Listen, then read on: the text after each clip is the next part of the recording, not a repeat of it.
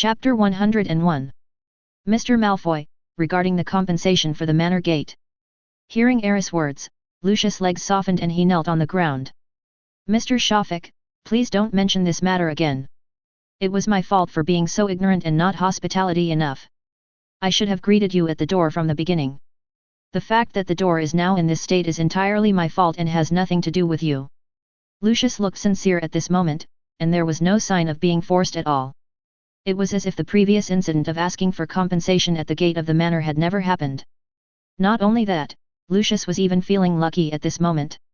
Fortunately, he had the wisdom to not take action just now, and when Iris roared, he cleverly retreated behind Aris, thus escaping danger. Now, he was the only pure-blood wizard still standing in the entire living room, except for Aris and others.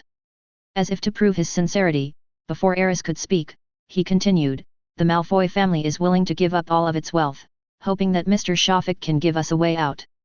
We are willing to manage the property for you, even without salary. Dr. Song wants us to eat as a meal." At this moment, Lucius knew very well that this might be the only possibility to survive. Judging from Aris's thunderous actions tonight, he is definitely not a good person. He killed people without hesitation. Although this style of work has its reasons, it is no less bad than that of the Dark Lord back then. As for gate compensation? Even if Aris offered him 50,000 gold galleons as compensation, would he really dare to take it? Even if you really accept it, you still have to hand it back in the end. Otherwise, the Barton family would never let them go easily. No one dared to disobey the boy's orders. Especially, after Rhys showed such powerful strength. Thinking of that dark red dragon. Now, Lucius's fear of Aris is no less than that of Voldemort, 30. As for the compensation, I, Aris Shafik, will keep my word. You will not lose a cent, but I will not lose a single gold galleon from what I should take. You wanted to unite and annex my Shafik family. I defeated you and now I want you to hand over all your property. Is that okay? Aris looked at Lucius calmly and said. No problem at all.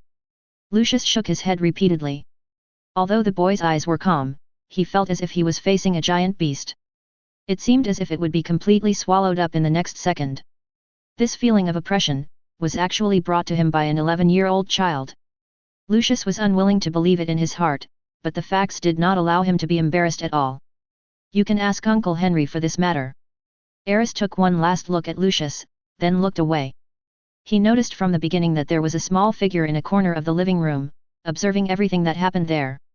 It was not until this moment that Aris saw the true face of that figure. Dobby? That was also a house elf.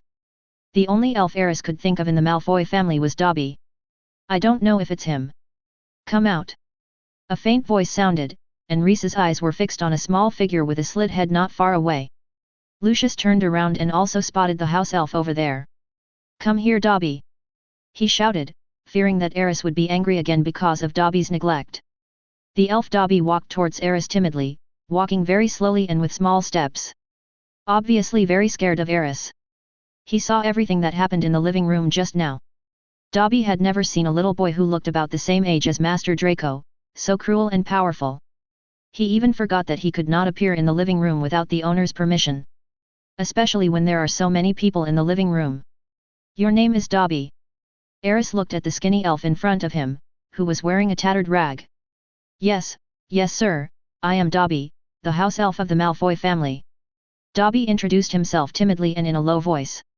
Although he lowered his head, his eyes kept glancing at Aris unconsciously. Because of Snoopy, I actually have a good impression of house elves. A faint smile appeared on Aris' face. He looked at Dobby and asked seriously, if I want you to leave the Malfoy family and go to Shafik Castle, would you be willing? From the original book, although Dobby is different from other elves, he has a very strong desire for freedom. But at the same time, he will also show extremely high loyalty to wizards or friends he identifies with. In other words, in this world, most house elves actually strictly abide by the agreement between them and the wizarding world. Once they become slaves of a wizarding family, they will regard serving that family as the highest honor and will never betray them. Otherwise, I will use all means to punish myself. Like Dobby in the original book, he was even willing to sacrifice his life to save Harry and his friends. Although Harry was not his master in name, because of the friendship between the two, Dobby might have already treated Harry as his master. Aris really appreciates this. He is not like other elves, who are more or less stubborn, but an extremely rare and interesting soul among house elves. Therefore, Aris wanted to bring Dobby to his side, perhaps to prevent the tragedy of his death in the future. Sir. Dobby is the elf of the Malfoy family. I cannot betray Master Malfoy. However, it was just as Reese guessed.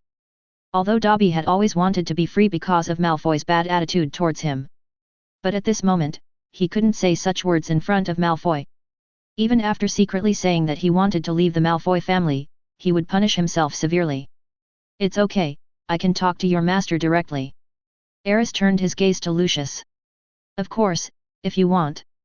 Lucius nodded without any hesitation and said, I can go with you anytime. Not to mention that the Malfoy family has other house elves, even if there was only Dobby, Lucius probably wouldn't have any hesitation. After all, compared to offending Aris, losing a house elf was nothing to him. Thank you very much. Aris looked at Dobby again. In fact, he wanted to keep Dobby by his side not just because he had a crush on him. Most importantly, he was impressed by the magical abilities of these house elves. They were definitely no weaker than any ordinary adult wizard. In some cases, it is even stronger. Just like Snoopy, he was able to break through the protective spell of the Malfoy Manor dungeon after receiving Aris's order, appear in the dungeon to rescue Luna and Xenophilius inside, and successfully bring Iris back into the dungeon. Such abilities are simply impossible for ordinary adult wizards to achieve. Even the elite aurors of the Ministry of Magic couldn't do it. That's the difference between wizards and house elves. Aris has always been thinking, if he could form an army composed entirely of elves, how powerful the fighting force would be. At least they are definitely much more powerful than those Death Eaters that Voldemort temporarily gathered together. Dobby, your former master has agreed to let you go with me. Aris looked at Dobby with a smile. But... Dobby still seemed to have concerns. What, do you want to disobey my orders? Lucius was a little panicked before Aris said anything. Dobby actually dared to hesitate. If he angered Aris, the Malfoy family would be finished. At this time, he could not care about anything else and ordered again, I am giving you the last order now. From today on, you must serve Mr. Shafik for the rest of your life and be at his command. You are not allowed to have any opinions. Maybe, he just wants you to give him a piece of clothing. Aris said lightly. Then, with a wave of the magic wand, he used the finest curtain fabric in the living room to cut out a very beautiful little dress that the elf could wear. This. Lucius hesitated, but if we give Dobby the clothes, he will be free again. If he doesn't want to serve you, he can just run away from here. It's okay. Aris smiled and shook his head. He looked at Dobby again and said, if Dobby wants to be free, I won't stop him from leaving. Of course, I can also provide him with a salaried job so that he can support himself with his own abilities. What do you think, Tubby? Really, is it okay? Dobby became excited when he saw Lucius reluctantly picking up the clothes tailored by Aris and handing them to him. He looked at the beautiful little clothes in front of him, his eyes kept glancing at Aris, and tears welled up in his eyes. Apparently, Dobby was very excited at the moment, so excited that he wanted to cry. Sure, Dobby, as long as you accept this dress. Seeing this scene, Aris suddenly felt emotional. He had wondered before how an elf with such powerful magical abilities could be defeated by a human wizard and sign such an unequal contract. The loyalty to wizards that is engraved in their bones and will never betray them has actually caused the elves to suffer a lot of unfair treatment. No wonder Hermione had always wanted to do something for the elves. Coming from the Muggle world, she, like Aris, may not be able to tolerate the cruel behavior of some wizards towards elves, which can be described as abuse. Thank you, Master, and thank you, Mr. Shafik. Dobby took the small clothes, and finally bowed to Lucius with a complicated look, and then bowed respectfully to Aris. Then, without hesitation, he threw aside the rag on his body and put on the new clothes in his hands. The style of that dress is very nice, black and white, like a shirt and suit in one. This was designed by Aris based on the clothes worn by some pets in his original world.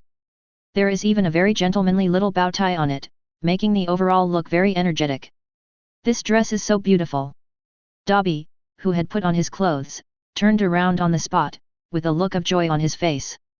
Then he raised his head and looked at Aris again. Mr. Shafik, are you really willing to give me a paid job? Dobby asked with hope on his face.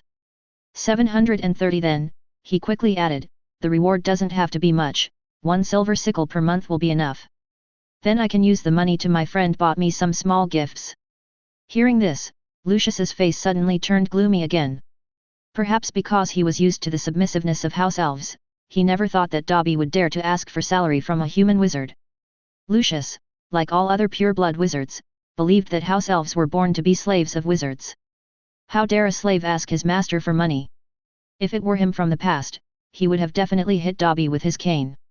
But now, Aris didn't speak, he didn't dare. At this time, Aris shook his head gently and said to Dobby, this won't work. Seeing Dobby's somewhat disappointed look, he suddenly smiled and said, what kind of gift can you buy with a silver coin? I can give you a gold galleon. Really? Dobby's disappointment turned into joy in an instant, his eyes shining. Then I am willing to go with Mr. Shafik. Okay. Aris was somewhat relieved. Originally, he thought the little guy would refuse. After all, he had just killed 2 people here. If it were an ordinary house elf, he would probably be regarded as a demon who kills people without blinking an eye. How dare I follow him? Okay, enough time has been wasted, let's go. I wonder if Luna and Zeno are bored at home. Having said that, Aris turned around again and walked towards the gate of Malfoy Manor. Behind him, Dobby left the family he had served for many years without any reluctance, and followed Aris closely.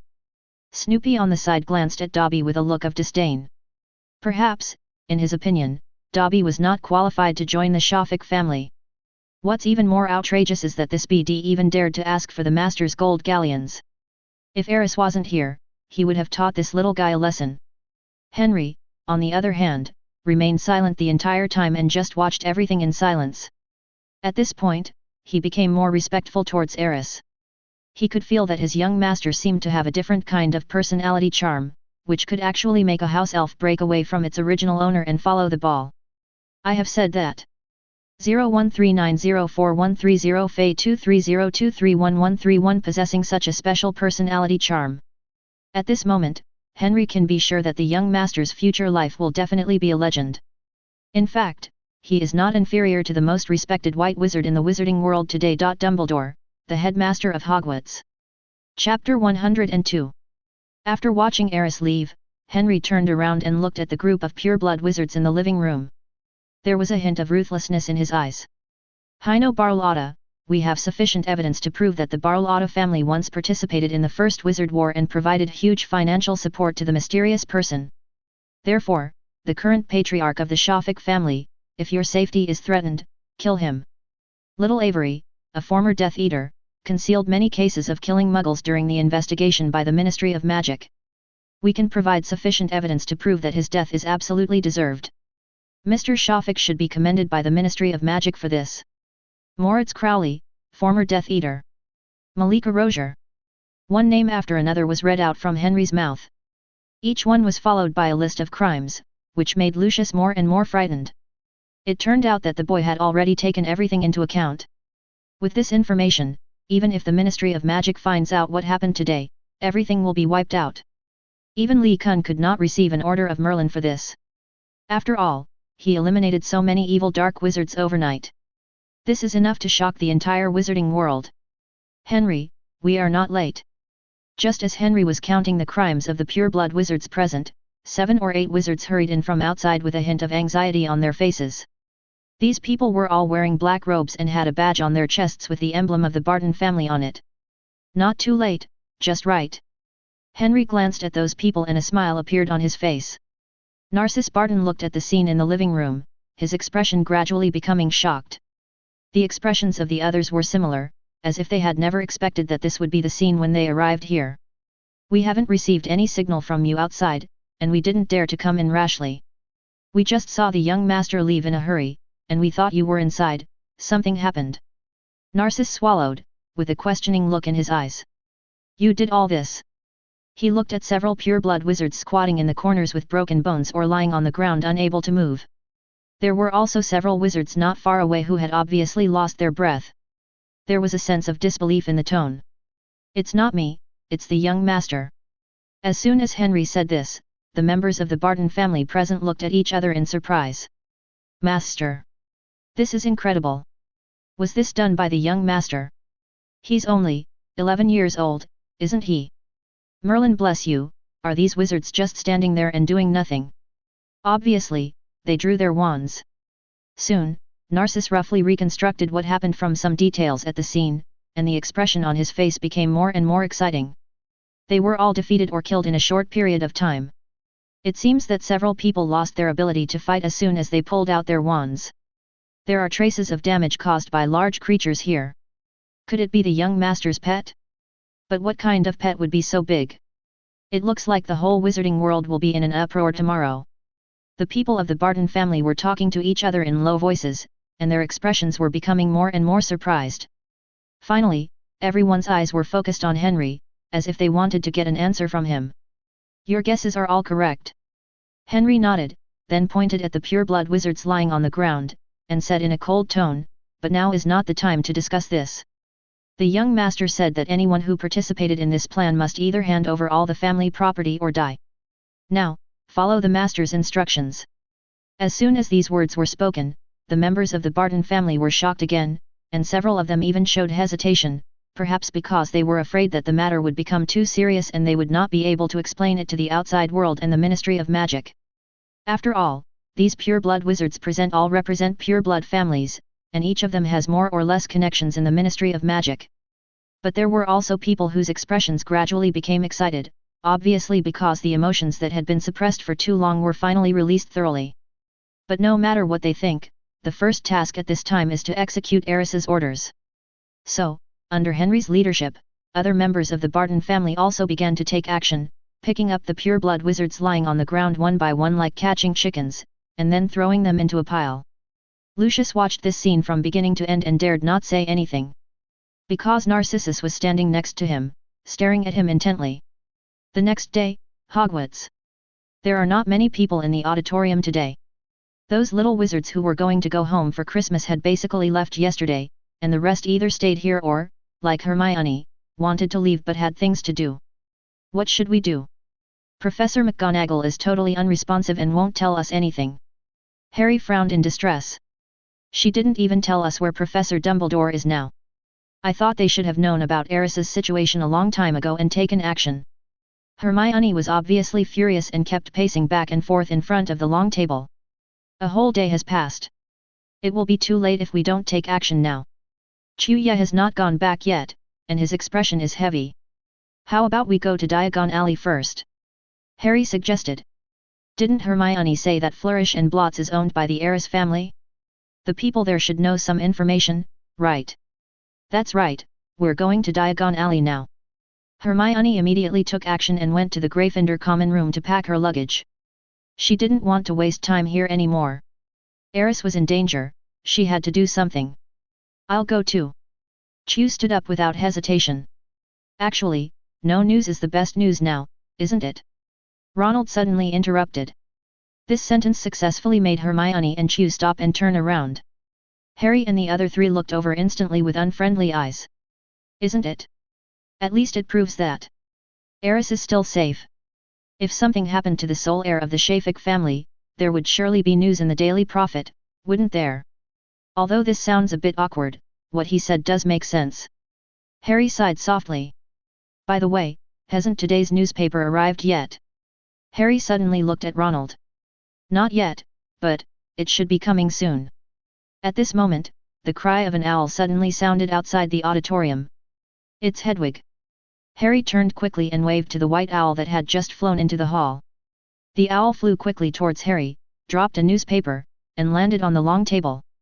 Harry patted the little guy's head, gave him some biscuits, and couldn't wait to open the newspaper on the table. How is it? Any news? Hikaugyu and others gathered around immediately. Ronald had been sitting next to Harry. He turned around and saw the front page headline of the newspaper. Before he could read the content clearly, a moving photo came into his eyes. The back figure was very familiar, it was a little boy. There's news about Aris. Harry's voice sounded at the right time, with a hint of excitement in his tone. The only heir of the Shafik family, is he a devil or a hero? On the Daily Prophet, the news headlines about Aris occupied the entire front page of the Daily Prophet. Combined with Aris's small back, for some reason, it gave people an inexplicable sense of oppression. Last night, a shocking tragedy occurred at Malfoy Manor, in which several pureblood wizards were killed and some were seriously injured. Among them was the former Death Eater, little Avery. It's hard to imagine that all this was done by a boy who is only 11 years old. Yes, he is the only heir of the Shafik family who has appeared frequently in our newspapers and made headlines recently, Aris Shafik. The cause of the incident is because, according to the latest news from the Ministry of Magic, Aris Shafik may be charged with murder and serious injury to others. If convicted, he will most likely spend the rest of his life in Azkaban. This newspaper will continue to follow up on this incident. As Harry quickly read out the contents of the newspaper, the expressions on the faces of the four little wizards became extremely interesting. Especially Harry and Ronald, they stared at each other with wide eyes, as if they couldn't believe it, and read the contents of the newspaper again carefully.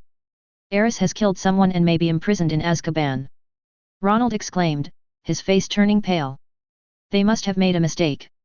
How could Aris kill someone? Harry was obviously shocked and shook his head repeatedly. Then he looked at Hermione, as if wanting to get confirmation from the little witch. Didn't you see? Among those pureblood wizards, there are even former Death Eaters. Hermione frowned and couldn't help pacing back and forth again. There must have been a big battle last night. Aris won't be injured. They're still planning on putting him in Azkaban. Why not put the people who did that to reason there? It is simply unimaginable that those pureblood wizards would unite to bully an 11-year-old boy.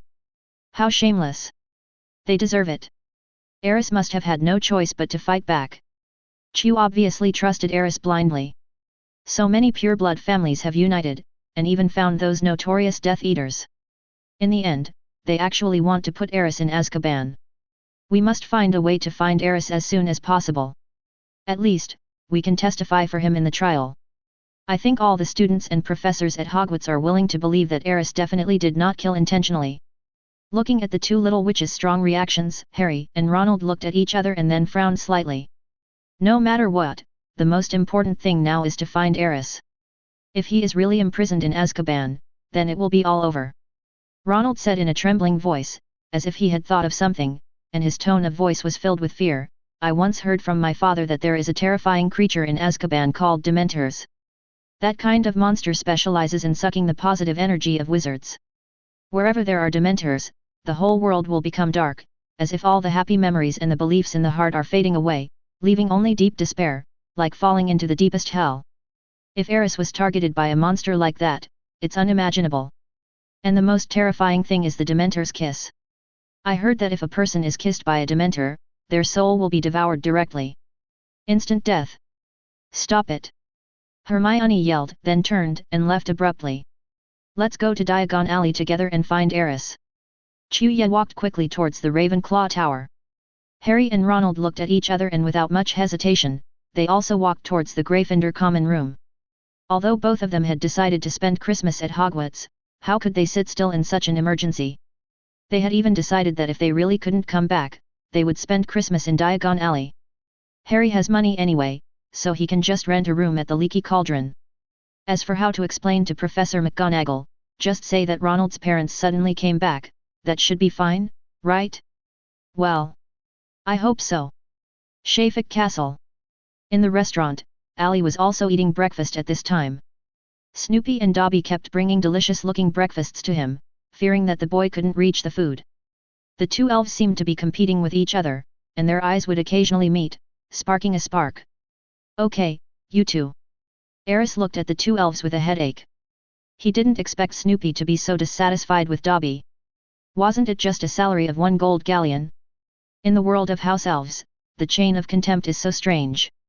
Absolute loyalty is their highest, controllable, glory. This kind of loyalty even includes not being able to accept any rewards from the master, and having to selflessly dedicate everything to the master, even life, otherwise it will become a shame among the elves, just like Dobby. He just asked Aris for a salary of 1 gold galleon every month. Now, he has become the most despised elf among all the house elves in the entire Shafik Castle. Owner.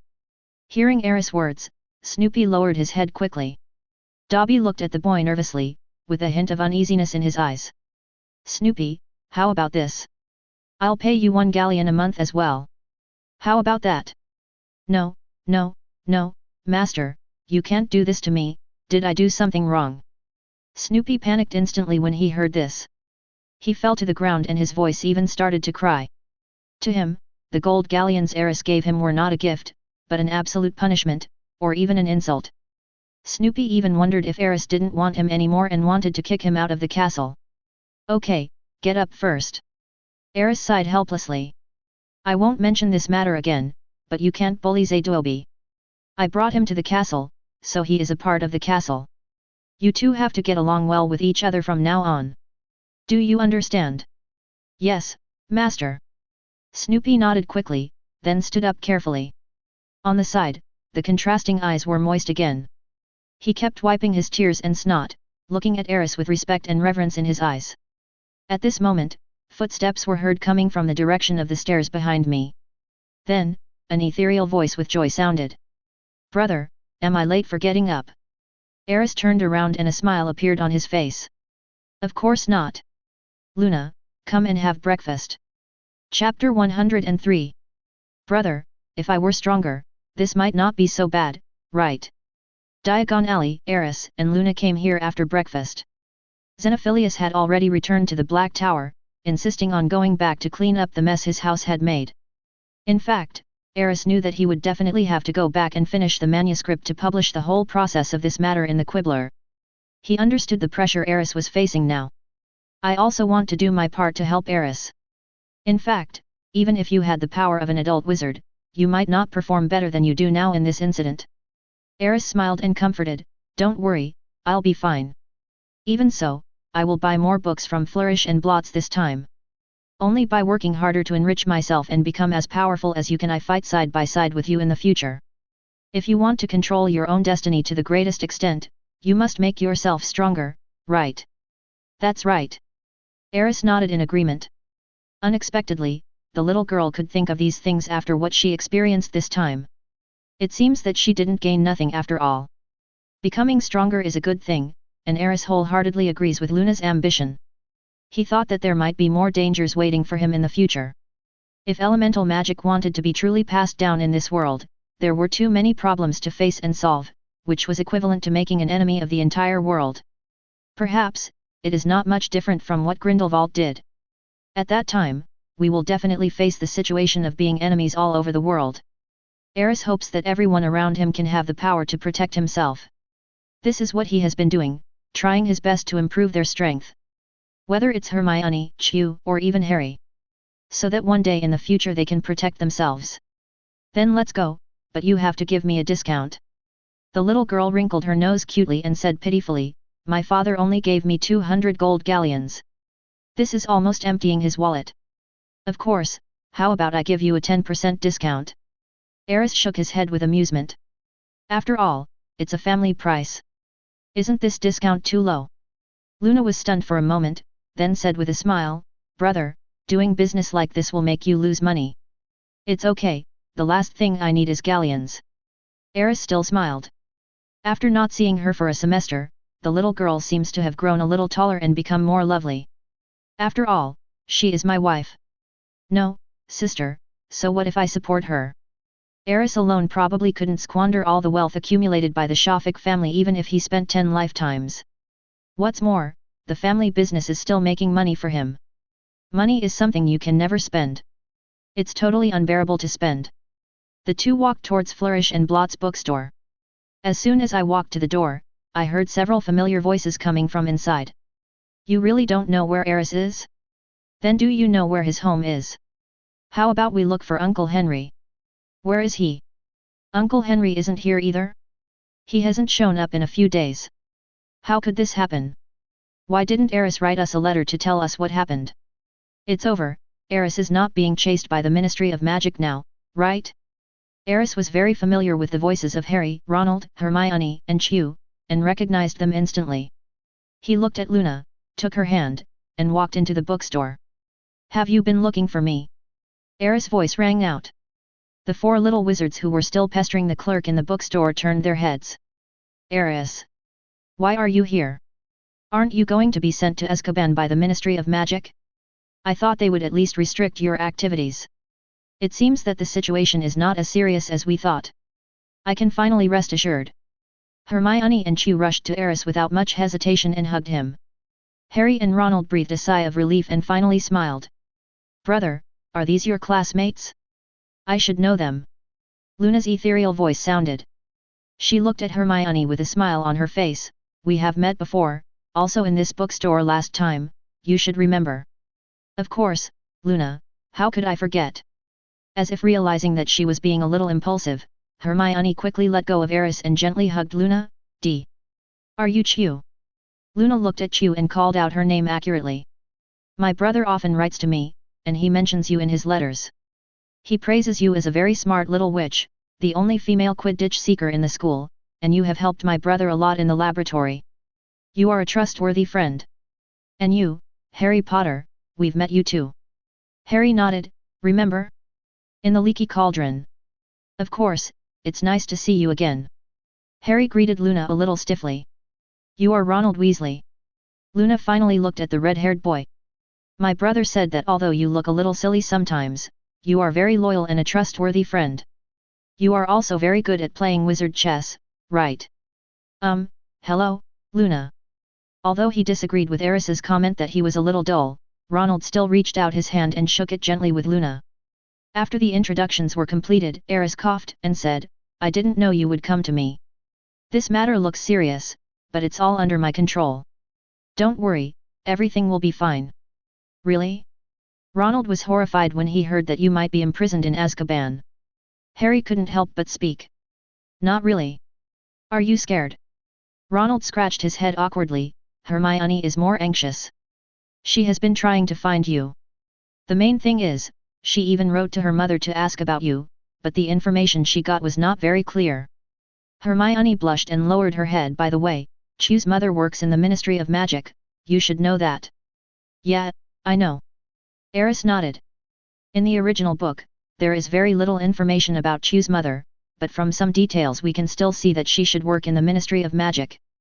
For example, when Cho joined Dumbledore's army, her mother seemed to be strongly opposed. If it was an ordinary wizard family, even if they did not support it, they probably would not have a falling out with their child over this matter. There is only one possibility: Chu's mother works in the Ministry of Magic, so she is so taboo about this matter. You know, the relationship between the Ministry of Magic and Dumbledore was very tense at that time. As an employee of the Ministry of Magic, Mother Chu certainly didn't want her daughter to stand on Dumbledore's side, which would undoubtedly bring great trouble to her work." "Thank you." Aris smiled and nodded to the little wizards. Although what they did not really help Aris in fighting against the pureblood family. But it's still nice to be remembered and worried about by others. It's always a good thing to have such friends, isn't it? To thank you for your concern, I would like to invite you to visit Shafik Castle. Would you like to? Aris thought about it and invited Hermione and others. During the 2-week vacation, Rhys felt that being alone in the castle was too lonely. Although Luna is here, wouldn't it be more lively with more people? Moreover, he also wanted to take advantage of this time to improve the strength of several people. Especially Hermione and Chu, who had studied elemental magic with him for a whole semester. Now their understanding and affinity for elemental magic had improved greatly. It was time to teach them some real elemental magic. "Let's go to Shafik Castle." Ronald became excited instantly after hearing Aris' words. "If you can, that would be great." "Well, we just happen to have nowhere to spend Christmas. To be honest, we sneaked out without telling Professor McGonagall. We will definitely be punished when we return, but it's worth it to see that you are okay." Harry also smiled. He has not really seen the castle of the Wizarding World yet. "I wonder if it will be as spectacular as Hogwarts. I might need to tell my parents. They know I'll be home, so..." Hermione hesitated. "Of course, no problem, you can go back first, and then I'll ask Henry to pick you up." "Well, that's no problem for me."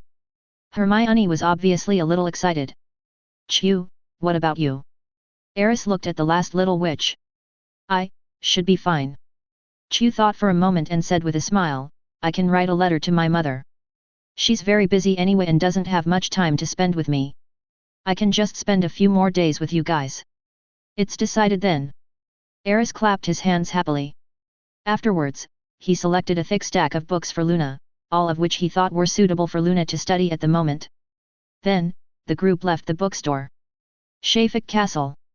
Aris led everyone back to the castle living room via the flow network. As soon as they walked out of the fireplace, Harry and the others couldn't keep their eyes idle and began to look around. At this time, Henry hurried towards Aris. "Henry, you're just in time. Please take Hermione home. She needs to tell her family about her vacation here. If her parents are willing, you can bring them over to play. But be polite to them. Got it?" Yes, young master." Henry took a look at the little wizard who appeared in the living room and understood instantly. "Well, is there something wrong with you? Why are you so anxious?" Aris obviously noticed that Henry's expression was not right. "Yes, that's what I was going to tell you." Henry's tone became a little serious. "There will be an important person coming soon, well, someone you should know. Also, the Ministry of Magic will send someone to ask you to help investigate what happened last night. When the time comes, you only need to..." Henry was interrupted by Aris before he finished speaking. "I know what to do, don't worry. If they don't understand the nature of this matter, I will make them see it clearly." After that, Aris smiled at Henry and said, "Thank you for your hard work this evening. We'll talk about the details later. You can send Hermione back first. If there is nothing else urgent, I will take care of the people from the Ministry of Magic." "Yes, Master." Henry nodded, then hesitated and pondered for a moment. "There is one more thing, it is about the Malfoy family. Lucius Malfoy and his son Draco said they wanted to see you." "Them?" Aris thought for a moment, then nodded gently. "Then let's wait until the people from the Ministry of Magic leave and ask them to come over." "Yes, Master." Henry bowed and nodded, then walked towards the sect. He still remembered what Aris had deliberately reminded him of. This girl must have special meaning to the young master, otherwise he wouldn't pay so much attention to her. Well, the young master is still awesome. Not only did he get Miss Luna, but he also brought back 2 beautiful and lovely girls from Hogwarts. It seems that the Shafik family has hope of revival. Henry looked relieved. After carefully looking at the 3 girls in the living room, he put away the fatherly look on his face. Then, he straightened his appearance and walked towards Hermione. Over there, Aris gave Harry and the others a brief introduction to the castle, then asked the house elf Snoopy to take them on a tour. And Shirlea, who was wearing a maid outfit, was brought by him. "Someone from the Ministry of Magic will be coming soon, he can't go to negotiate alone, it looks lacking in momentum. Bringing a cute lowly maid along, at least in terms of breadth of mind and momentum, it's already a space. Well, we need to bring Dobby too. Once you start, you'll have a helper." Although, Aris doesn't think that will happen. "Master, there is an old wizard outside the castle, and he seems to have walked in on his own."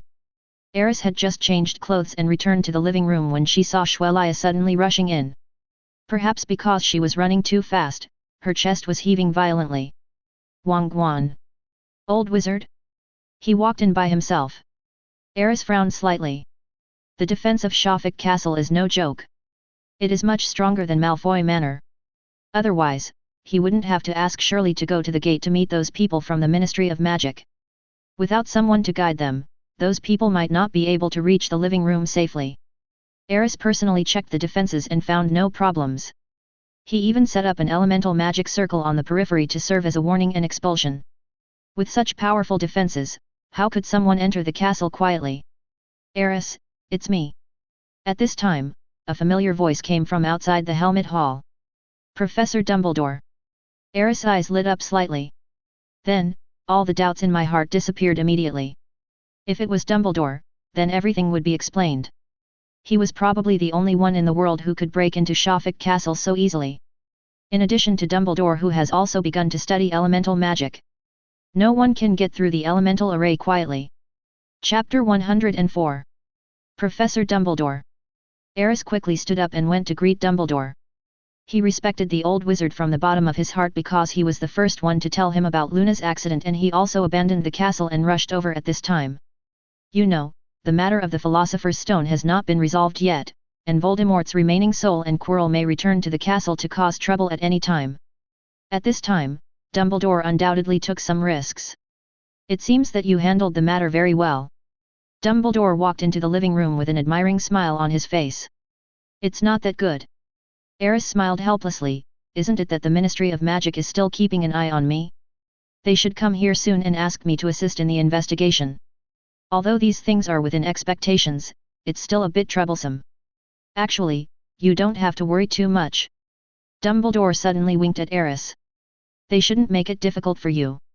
Maybe, they might even give you a surprise. Surprise, people from magic training will bring me a surprise. Aris was a little puzzled. Through the influence of the Barton family and the Shafik family in the Ministry of Magic, he had indeed suppressed the impact of the Malfoy Manor incident to the lowest level, but after all, a person was dead, and those people in the Ministry of Magic would definitely not let this matter go easily.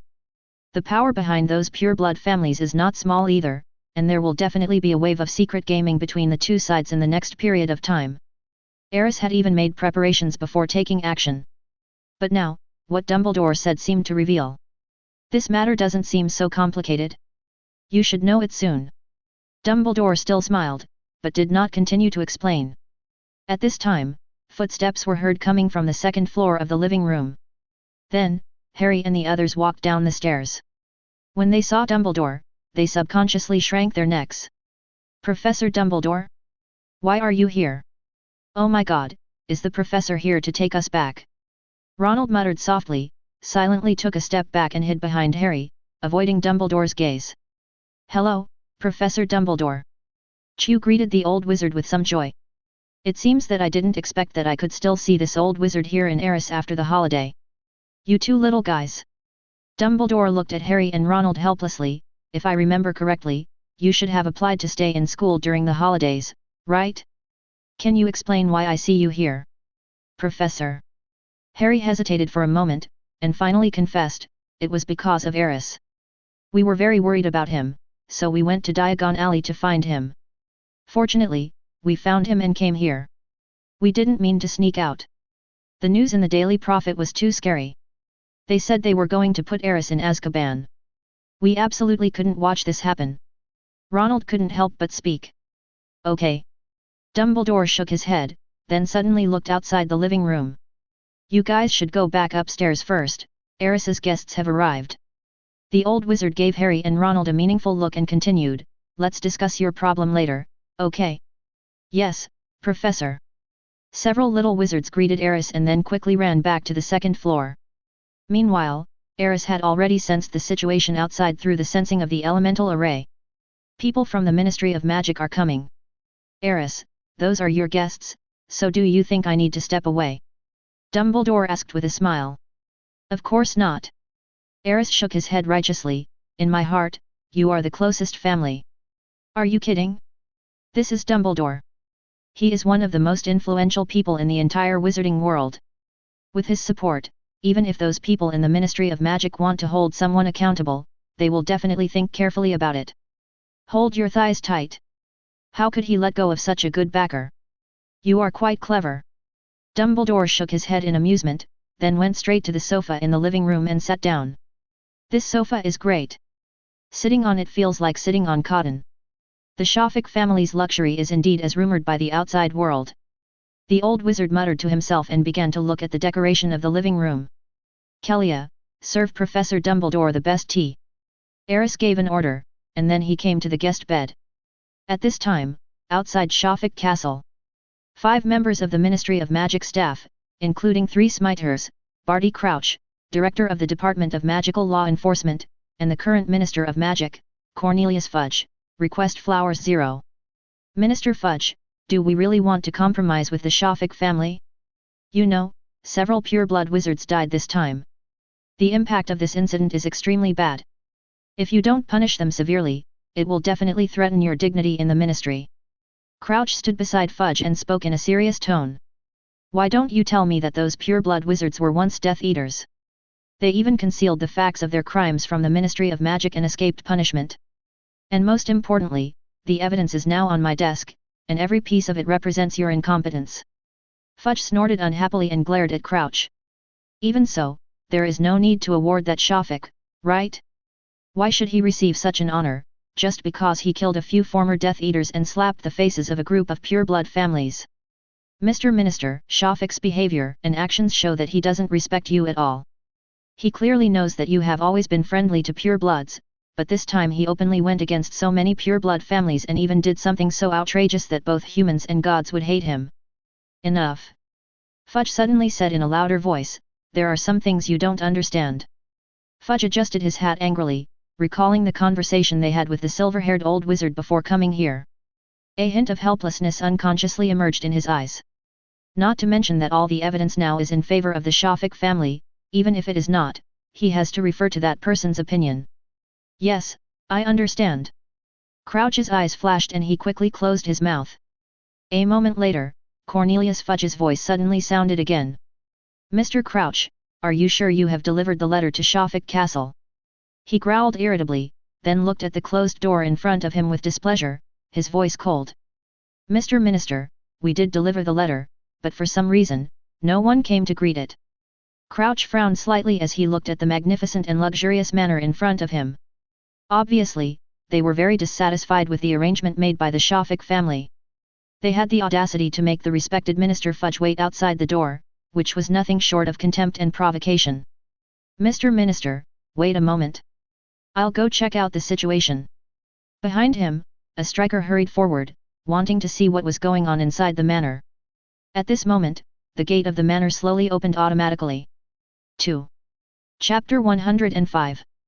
Welcome Mr. Minister and Mr. Crouch to Shafik Castle. Just as the Ministry of Magic people stepped into Shafik Castle, a virtual figure appeared in front of them. The virtual figure looked very realistic. If it had not suddenly appeared there, accompanied by flashes of light, Fudge and others would almost have thought it was a real person. Looking at the projection of the little boy in front of him, a look of surprise appeared on Fudge's face. Mr. Shafik? What are you doing? Hello, Mr. Minister, this is just some tricks in the castle. I'm very sorry, but I have very important guests now, so I can only greet you in this way. If I have been negligent, I will definitely offer you a generous gift to apologize. Aris' voice sounded through the projection. Next to Fudge, Crouch also had a curious look on his face, his eyes constantly wandering to Aris's projection. This kind of magic is not common, what do you think, Mr. Minister? Crouch thought carefully for a long time, but he couldn't remember where he had heard of such a magic spell, let alone seen it. Of course, some development spells are naturally known. But the portrait condensed by the development spell could not be so clear, even the facial expressions could be seen clearly. It's really amazing. Fudge nodded in agreement. If you are interested, I can explain the principle of this magic to you in detail. At the same time, the generous gift I just mentioned is actually related to this projection magic. You can look forward to it. Of course, the projection magic Aris mentioned was just a casual remark. This projection is actually formed by the clone of the magic light brain moss, but it has been replaced by the image of Aris. The reason for doing this is to let the people in the Ministry of Magic see the strength of the Shafik family. Because they had not appeared in the wizarding world for such a long time, the impression given by the Shafik family was basically still stuck in the past 10 years. This time when Aris came back and the Shafik family reappeared in the world, it was naturally impossible for them to be like those impoverished pure-blood families. It is necessary to present a brand new, powerful family that is feared, admired, and even envied. This was something Aris had thought of before. The reason for doing all this is naturally to pave the way for subsequent plans. He wanted the entire wizarding world to see the power of the Shafik family, so that they could establish their prestige in the outside world in the shortest possible time. I am surprised by the changes in the Shafik family. Fudge kept looking around the castle, and naturally found many unusual places along the way. For example, in a corner of the castle, a giant dragon was sleeping in the Sunday Dragon. There is a dragon in Shafik Castle. Crouch suddenly shouted. Quick, be alert, beware of the dragon's attack. Mr. Minister, please step behind us. Several strikers nervously stood in front of Fudge and Crouch. Everyone, don't worry, she won't hurt you. Aris's projection spoke at the right time and explained, this is a giant dragon that our family has tamed. It is a special breed and has very powerful magical abilities. As you can see, her body is also very strong. She is a very good partner. That's right, that dragon is Aris. The reason why Aris was placed in the yard was also to intimidate those people in the Ministry of Magic. Anyway, the existence of the dark red dragon has already been known to those pure-blood wizards. At this time, Rhys simply stopped hiding it. In order to let the people in the Ministry of Magic see the power of the Shafik family, he directly let Aris, who had returned to the form of a dragon, lie down in the yard and sleep. Anyone who saw that scene would probably be shocked. Just like Fudge and Crouch now, shock has unconsciously appeared on their faces. A giant dragon that can perform magic. Fudge looked at the dark red dragon in surprise. I don't think I've ever seen this type of dragon before. Crouch said with some difficulty, she seems to be able to understand what we are saying. Wait. God. What does she want to do? His voice suddenly became trembling. Because just now, Iris suddenly raised her head, glanced at a few people, then flew into the air as if mischievously and waved her wings at them. The consequence was that the howling wind almost blew Fudge and others from the ground into the sky. Fortunately, Iris was restrained and it was just a prank. Otherwise, Baiji and the others might really be blown away. Inside the castle, Dumbledore stood beside Aris and saw everything that happened after Fudge and others entered the manor. At this moment, he couldn't help laughing out loud. Little guy, aren't you afraid that they will get angry if you do this? I believe that after seeing a dragon, even if they want to get angry, they might consider the consequences of doing so. Aris shrugged, not seeming to worry about Fudge and the others having any extreme reactions. After all, it wasn't Elise who was under his control, it was the dear Minister of Magic who was fanning the flames. I understand what you are doing now, but you still can't go too far. Dumbledore reminded seriously. I understand. Aris nodded slightly. Then, he suddenly walked towards the living room door and said with a smile, Look, I'm just about to go and greet them. You little guy, you are so slippery. The old wizard smiled helplessly, then sat back on the sofa in the living room. Over there, Fudge and his companions left the territory of the dragon Iris in fear and finally arrived at the castle. Then, they saw Aris coming towards them. Afterwards, the shadow that had been guiding them gradually dissipated into spots of light and disappeared. Mr. Minister, Mr. Crouch, I'm sorry, I didn't expect Elise to be so rude. I apologize to you on her behalf. Aris bowed slightly to the others and said sincerely. Iris? Is that the name of the dragon? Fudge subconsciously adjusted his bald hair. The strong wind that Iris had just created had blown his hat away, forcing him to carefully protect his hair along the way. When Aris saw this, he immediately drew out his wand, waved it lightly, and cast a flying spell. 1.9 Then, Fudge's hat, which had flown away to who knows where, suddenly appeared in the sky not far away and flew towards him at a very fast speed. Mr. Minister, your hat. Aris handed Fudge's hat back. Fudge looked at the little wizard in front of him, whose height only reached his chest, and nodded approvingly. It's a very good spell. If I remember correctly, this spell should be learned in the 3rd year of Hogwarts, right? You are able to apply it so skillfully, your talent is truly amazing. At this time, a voice came from the living room, Minister Fudge, if you learn a little bit, you will find that Mr. Shafak's talent is far more than this. At the beginning of the first semester this year, he had already completed all the courses below grade 5, which surprised even me. Chapter 106. Dumbledore. Fudge turned around and saw an old silver-haired wizard standing next to the sofa, looking at everyone with a smile. Is this the important guest you just mentioned? He looked at Aris blankly again. Yes, Mr. Minister. Aris nodded politely. Mr. Dumbledore is my professor at school. He taught me a lot of knowledge and was very kind to me. He is as important as a family member in my heart. Minister Fudge, I didn't expect to see you again so soon. Dumbledore walked forward and shook hands with Fudge and Crouch respectively. Oh, yes, I didn't expect to meet you again so soon. Fudge shrugged, but he was complaining wildly in his heart. This old guy must have just come out of his office and arrived at the Shafak castle, right? Is this to see him present the award to Shafak in person? Fudge didn't expect that Dumbledore would think so highly of Aris. Looking at the situation today, even the savior Harry Potter didn't receive such treatment. On the side, Crouch watched Dumbledore and Fudge greet each other cordially, and finally understood why the minister said those 30 things at the door earlier. If Dumbledore had intervened, things would have been really troublesome. Everyone knows how influential this silver-haired old wizard is in the wizarding world. He was the first white wizard who defeated Grindelwald and made outstanding contributions in the war against the mysterious man. Even if you are the Minister of Magic, you have to give this person enough face. Upstairs, Harry and the other two were looking at the situation below through the gaps between the handrails. That's Fudge, the Minister of Magic, and Mr. Crouch, the head of the Department of Magical Law. These two are both well-known figures in the Ministry of Magic.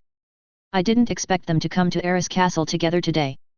I'm afraid it's something serious. Chu was introducing the identities of the following people to Harry and Ronald. At the same time, his brows furrowed slightly. The fact that the Minister of Magic had to step in must be so serious that it was far beyond the imagination of these little wizards. Although Aris said before that he could handle this matter. But now, Chu couldn't help feeling a little worried. Do you think the Minister of Magic is here to cause trouble for Aris today? Harry asked with a frown. It's obvious. Ronald curled his lips. The Daily Prophet said today that the Ministry of Magic is going to send Aris to Azkaban. Now they might be here to arrest Aris. What if a fight breaks out between the two sides?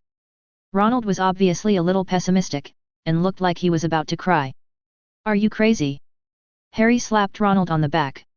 Don't you see Professor Dumbledore is here? Those people from the Ministry of Magic will definitely not dare to do anything, right Chu? Of course. Chu said affirmatively. You don't know how influential Dumbledore is in the wizarding world. Even the Minister of Magic has to give him enough face. With him around, Aris will definitely be fine. I just don't know how the Ministry of Magic will handle the matter of Malfoy Manor. The best outcome now is probably compensation. Even if Aris is not imprisoned in Azkaban, he will definitely have to pay a large sum of money to compensate those pure-blood wizards who died. And their families.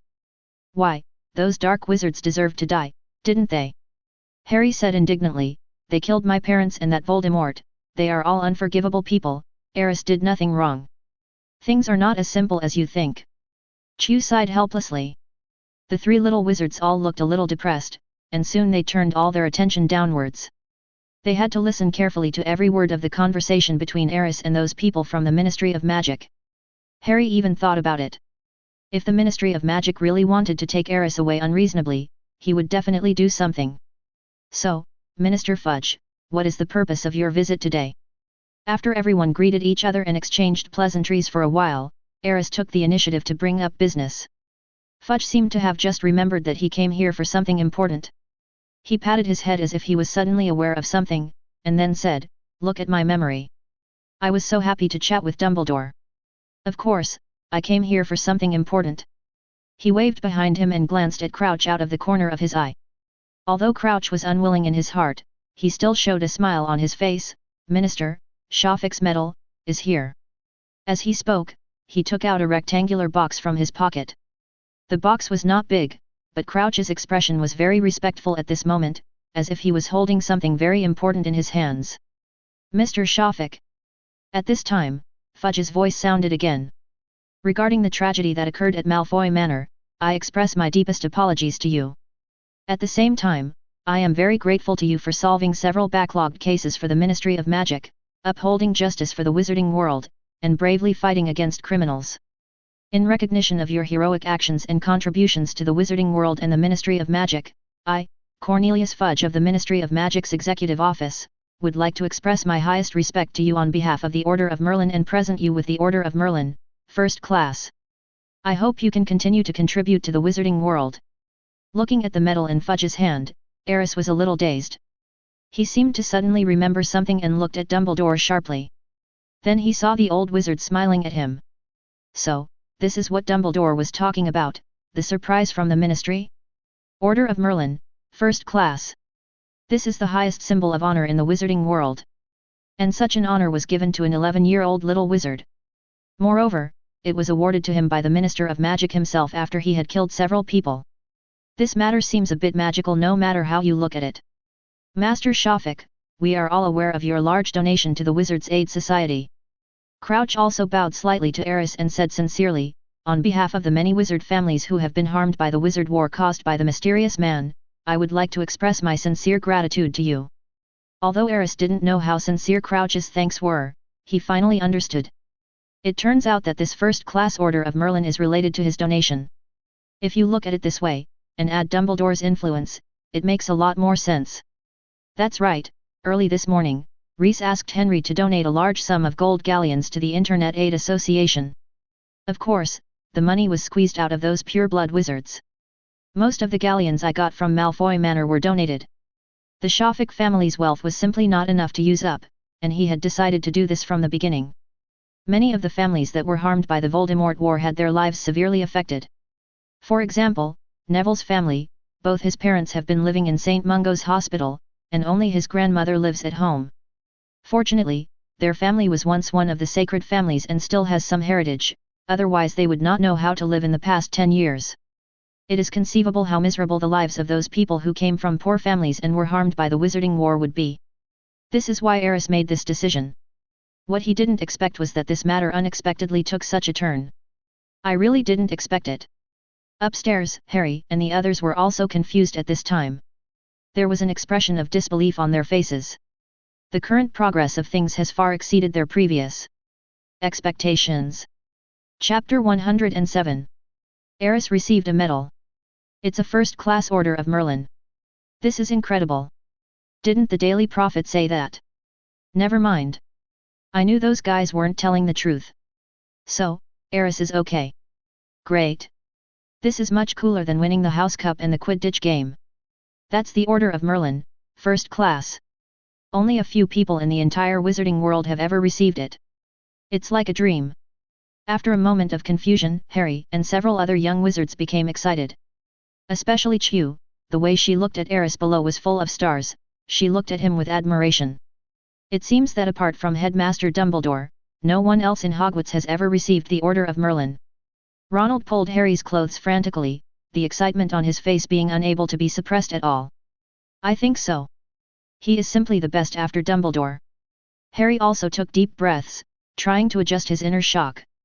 We thought the Ministry of Magic was going to take Dumbledore to Azkaban, but now it seems so stupid.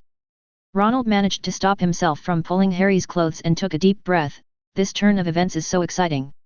Look, Bingley's is going to receive the medal. Chu suddenly interrupted their discussion. Then, the three little wizards' attention was immediately turned to the living room below. Thank you, Minister Fudge. I never expected this. Really, it was a surprise. Aris said sincerely, thank you for the recognition from Sir Merlin, and thank you to the Ministry of Magic for upholding justice. Thank you to Mr. Crouch for bringing this medal here in person. As he spoke, Aris took the opened box from Fudge, revealing the first-class Order of Merlin. Looking at this scene, Crouch forced a smile, his expression looking a little weird. At this moment, his mood was very complicated. Originally, before coming to Shawfik Castle, he came with the idea of catching Aris, because at that time many people from pure-blood wizard families found him and asked him to help punish Aris, and they also gained a lot of benefits from it. But what he didn't expect was that Minister of Magic Fudge would suddenly come to his office and ask to go to Shawfik Castle together. At that time, Crouch actually had some bad premonitions in his heart. Then, Fudge took out the first-class Order of Merlin. All of Crouch's plans went to waste. Not to mention sanctioning Aris, even a small punishment might be impossible. That's the Order of Merlin, first class.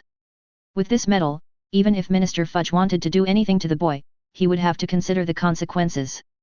And what can he, a mere head of the Department of Magical Law, do at this time? Well, now that the medal has been delivered, it's time for me to leave. At this time, Fudge suddenly smiled and patted Aris on the shoulder. Little guy, work hard, the future wizarding world needs talented little wizards like you. Coming here this time makes me feel very emotional. The Shawfik family's background is still shocking. There may be many things in the future that require your help. I also hope that Mr. Shawfik can actively communicate with the Ministry of Magic. If you have any questions, you can contact me directly. Fudge said as he winked at Aris. Of course, there will definitely be trouble for Minister Fudge in the future. Aris smiled neither humbly nor arrogantly. He did not look like an 11-year-old boy at all, but acted like a mature and steady adult wizard. Seeing the boy's performance, Fudge nodded slightly again, and became more determined to have a good relationship with Aris in the future. You're welcome. The Ministry of Magic exists to serve the entire wizarding world, doesn't it?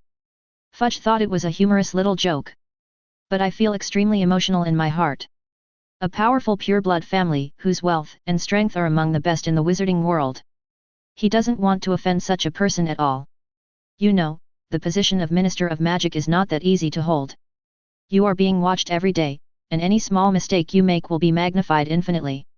Every day when he sits in the office, he is always trembling with fear as if he is walking on thin ice. But if he had the support of some powerful families and wizards, he would be more confident. When he came to Shafik Castle today, he actually had the idea of winning over Aris. After a series of observations, he was completely certain that although the current leader of the Shafik family was young, his courage, intelligence, and attitude towards enemies were far superior to those of an average adult wizard. This can be seen from what he did at Malfoy Manor. If such a powerful family leader could become an ally, Fudge would naturally be very willing. Especially since the boy had Dumbledore as his backer. With such a combination, Fudge could not imagine who would dare to offend them. 0139041330 Follow 230241491. Then we'll leave now. Fudge greeted Dumbledore again. Wait a minute, Mr. Minister. Aris suddenly called out to a few people, then he stretched out his hand and waved lightly, and several gift boxes appeared on the table in front of him. This is a small gift from me. I hope Mr. Minister and Mr. Crouch will not despise it. Mr. Shafik, you are too polite. As the Minister of Magic, I cannot take the lead in breaking the law. Fudge took a look at the gift box on the table, thinking it was some kind of special food. He quickly shook his head and politely refused. In fact, he didn't want to leave a greedy impression in Aris' mind. After all, he would probably need Aris' help often in the future. Crouch glanced at the box on the table and shook his head with a smile. He felt a little disdainful in his heart, thinking that the Shafik family was a great family, and they were just using such a small gift to fool people. Those boxes didn't look big. They looked like the boxes of a dress or the packaging boxes of small snacks that could be bought anywhere in Diagon Alley. The minister has misunderstood. Aris smiled and waved gently. All the boxes were opened at once, revealing the contents to everyone. Mr. Minister may have forgotten that I mentioned this when you just entered the manor. This is a virtual manor housekeeper projection module, which is made with a peculiar magic blessing method and the assistance of advanced alchemy. You can install this module in the manor, so that the entire manor will be protected. You can easily use this module sensing system to sense what is happening in every corner of the manor, Dezhou, in real time. Not only that, the elemental magic array contained in this module can also add a protective barrier to your manor, making it safer. Finally, the virtual projection of the portrait you just saw outside, this module also has the same function. I think Minister Fudge might be interested in this little gadget. This manor housekeeper module was actually something that Moss developed by combining elemental magic arrays. It also contained some technologies that Aris didn't quite understand. Its function was similar to the monitoring system in the real world, but it had an additional defense function. The most important thing is that this thing was made by Moss, so of course he left some tricks behind. The reason why Aris gave these two things away was to make plans for the future. The Minister of Magic and the Director of the Department of Magical Law, these two people are at the top of the Ministry of Magic. In the future, I will inevitably have to deal with these two people frequently. Aris always likes to be in control and always makes some extra plans. Chapter 108. Manor Housekeeper. After hearing Aris' introduction, Fudge and Crouch's eyes lit up slightly. The two looked at each other, and both saw a hint of surprise in each other's eyes. They had never thought before that such a small thing that looked like a piece of iron was actually the main device of the humanoid projection magic. If they had known it was such a novelty, they would definitely want it.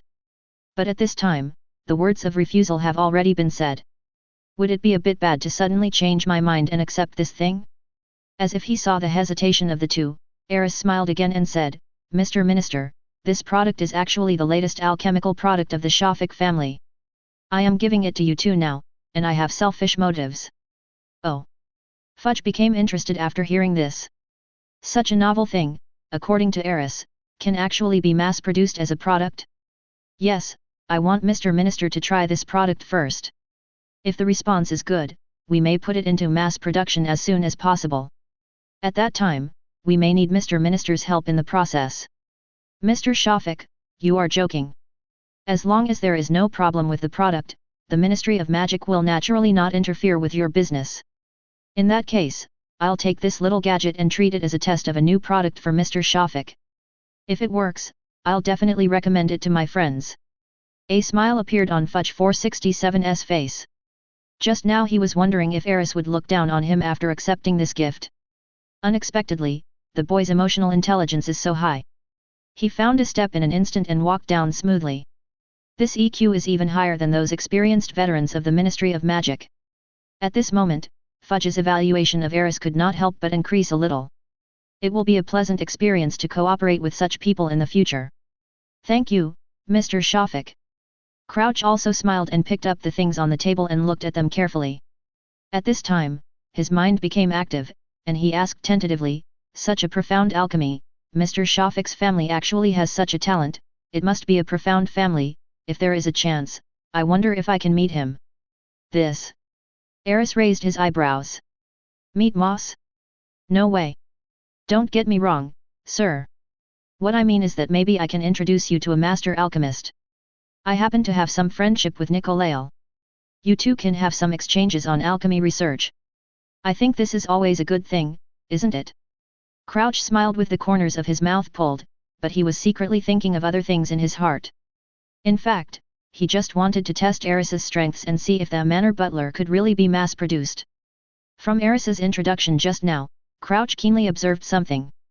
Once the manor butler is truly put into mass production, it may become a huge fortune. If I can establish some connection with Aris at this time, maybe I can make a fortune in the future? Now, Crouch's attitude towards Aris has gradually changed. It would be foolish for him to target someone who even the minister couldn't deal with. Anyway, he doesn't have any mortal feud with the Shafik family, so if he can't beat them, just join them. Crouch thought that instead of going through the trouble of dealing with the Shafik family, it would be better to just climb aboard this big ship. With the strength and wealth of the Shafik family, how many in the Four Realms can rival it? At times like this, standing in line is the most important thing. Even the minister has made it clear that he wants to cooperate with Shafik. Of course he needs to act quickly. As for those pure-blood wizards who came to him for help, they could go wherever they wanted. He no longer had the mind to think about them. Of course, this is definitely a good thing. Why didn't I think of it? At this time, Dumbledore, who had been silent all the time, suddenly spoke. He touched his long silver-white beard and nodded gently, well, speaking of it, I have a good relationship with Tonk too. Aris, if you need anything, I think I can introduce you guys to each other some other day. Dumbledore's words immediately made Crouch look embarrassed. He just realized that Dumbledore is still here. Considering the friendship between this silver-haired old wizard and Nick Flamel, what can he do with it? What a waste of expressions. At this time, Aris smiled and said, thank you Professor Dumbledore, and thank you Mr. Crouch for your enthusiasm. Def. To be honest, this product is actually my immature work. It would be great if I could get guidance from Mr. Nick Flamel. You did this. Fudge and Crouch were stunned for a moment, then looks of surprise appeared on their faces. You never mentioned this to me. Even Dumbledore looked at Aris with some surprise. Yes, the product is not perfect yet, so I have no plans to announce mass production right now. Please keep this a secret for Aris for a while. I don't want to push an imperfect product to my family's store. That would be irresponsible to the buyers. Of course. Fudge and Crouch nodded repeatedly. It's incredible. The two of them looked at Aris and couldn't help but exclaim in admiration. It seems that Mr. Shafik's talent in alchemy is also amazing. At this moment, the two people's determination to cooperate with Aris became even stronger. Minister Fudge, thank you for your compliment. Aris smiled modestly. Why don't I take you to meet Nick during this 2-week vacation? Dumbledore looked at Aris meaningfully, with an inexplicable meaning in his tone, I think Nick will be very happy to see you. Well, if there's nothing else important, I think it's fine. Aris nodded. Although at this moment, he always felt that Dumbledore's expression was a little strange. But for a moment, I couldn't guess what this old fox was planning. Soon, Fudge and Crouch said goodbye to Aris one after another and left Shafik Castle. Of course, 2 sets of manor butler were also taken away. As soon as the 2 left, Harry and others rushed down from the 2nd floor. Aris, there are so many things we don't know, this is outrageous. Harry rushed to Aris immediately, looking at the first-class order of Merlin in his hand and the remaining set of Manor Steward on the table. I bet that if this thing can really be mass-produced, it will definitely be sought after by countless people. Ronald said confidently. Indeed, it is amazing that a humanoid projection can chat with others. What's more, it can provide additional protection for the residents. You know, most wizards' homes are only blessed with muggle-repelling spells and warding spells. These spells are too common. They are not very effective against dark wizards. Aris, how good is the defensive effect of this thing of yours? Chu asked curiously. Several people looked at Aris again. Not bad. Aris thought for a moment and said, it's enough for the owner of the manor to apparate or ride away on a broom before the enemy invades the manor. Of course, if you encounter a master like Professor Dumbledore, I'm afraid it won't be very useful. This is already amazing. Dumbledore suddenly interjected, giving recognition to the defensive ability of the steward of the manor. Okay, Aris, let's put this aside for now. Dumbledore's eyes suddenly turned to Harry and Ronald. Now, let's talk about the issue of you running out of school without permission. Chapter 109. Professor, we were wrong. We won't dare to do it again. Professor, please forgive us this time. Harry and the other boy had bitter faces, and they didn't even dare to raise their heads when facing Dumbledore's gaze. Aris looked at the two of them, a smile appearing on his face. He knew that the old fox only wanted to scare the two of them, and would never really punish them. This is only because it is not in school. If it were in school, Dumbledore might give them some extra house points for their courage in breaking the school rules for their friends. But now they are pretending, so shameless. Ahem. Aris coughed lightly and then said, Professor, they both sneaked out of school for me. Why don't you forgive them this time for their dedication to their friends? Besides, it's better to spend the holidays in my manor than to be alone in school. There aren't many people in school right now, you should be able to understand how they feel. So, you want to help them? Dumbledore glanced at Aris calmly. Cough cough. The boy coughed again. No, we can't let old Dang lose face at this time. Aris decisively shut his mouth. Harry and the others should just wish for the best for themselves. However, Dumbledore did not really scold Harry and the others. Just as Aris thought, he just said some words that sounded very reasonable. Harry and the other two were stunned. Then, they felt inexplicably that they had done something wrong. They looked like they were humbly seeking advice and let Dumbledore decide for them. Since you are already here, you don't have to go back to Hogwarts. Dumbledore finally shook his head, then looked at Aris. Since they are here to find you, their safety this holiday is in your hands. I know, this should be your original plan. Yes, Professor. Aris nodded. I plan to use this time to give them some intensive training to catch up on their learning of elemental magic. Elemental magic. Dumbledore was stunned for a moment. You taught them. Of course, this is very helpful for their learning and improvement, isn't it? That being said, Dumbledore showed a hint of hesitation on his face, but they are too young. Shouldn't learning something like this start from childhood? Aris patted Harry's shoulder seriously and asked, right? Ah. Harry was still a little confused at this moment, with a wry smile on his face. I thought that Bing Lizzie invited us to play. Ling Luo of the 10th Emperor muttered softly. Harry nodded repeatedly after hearing this.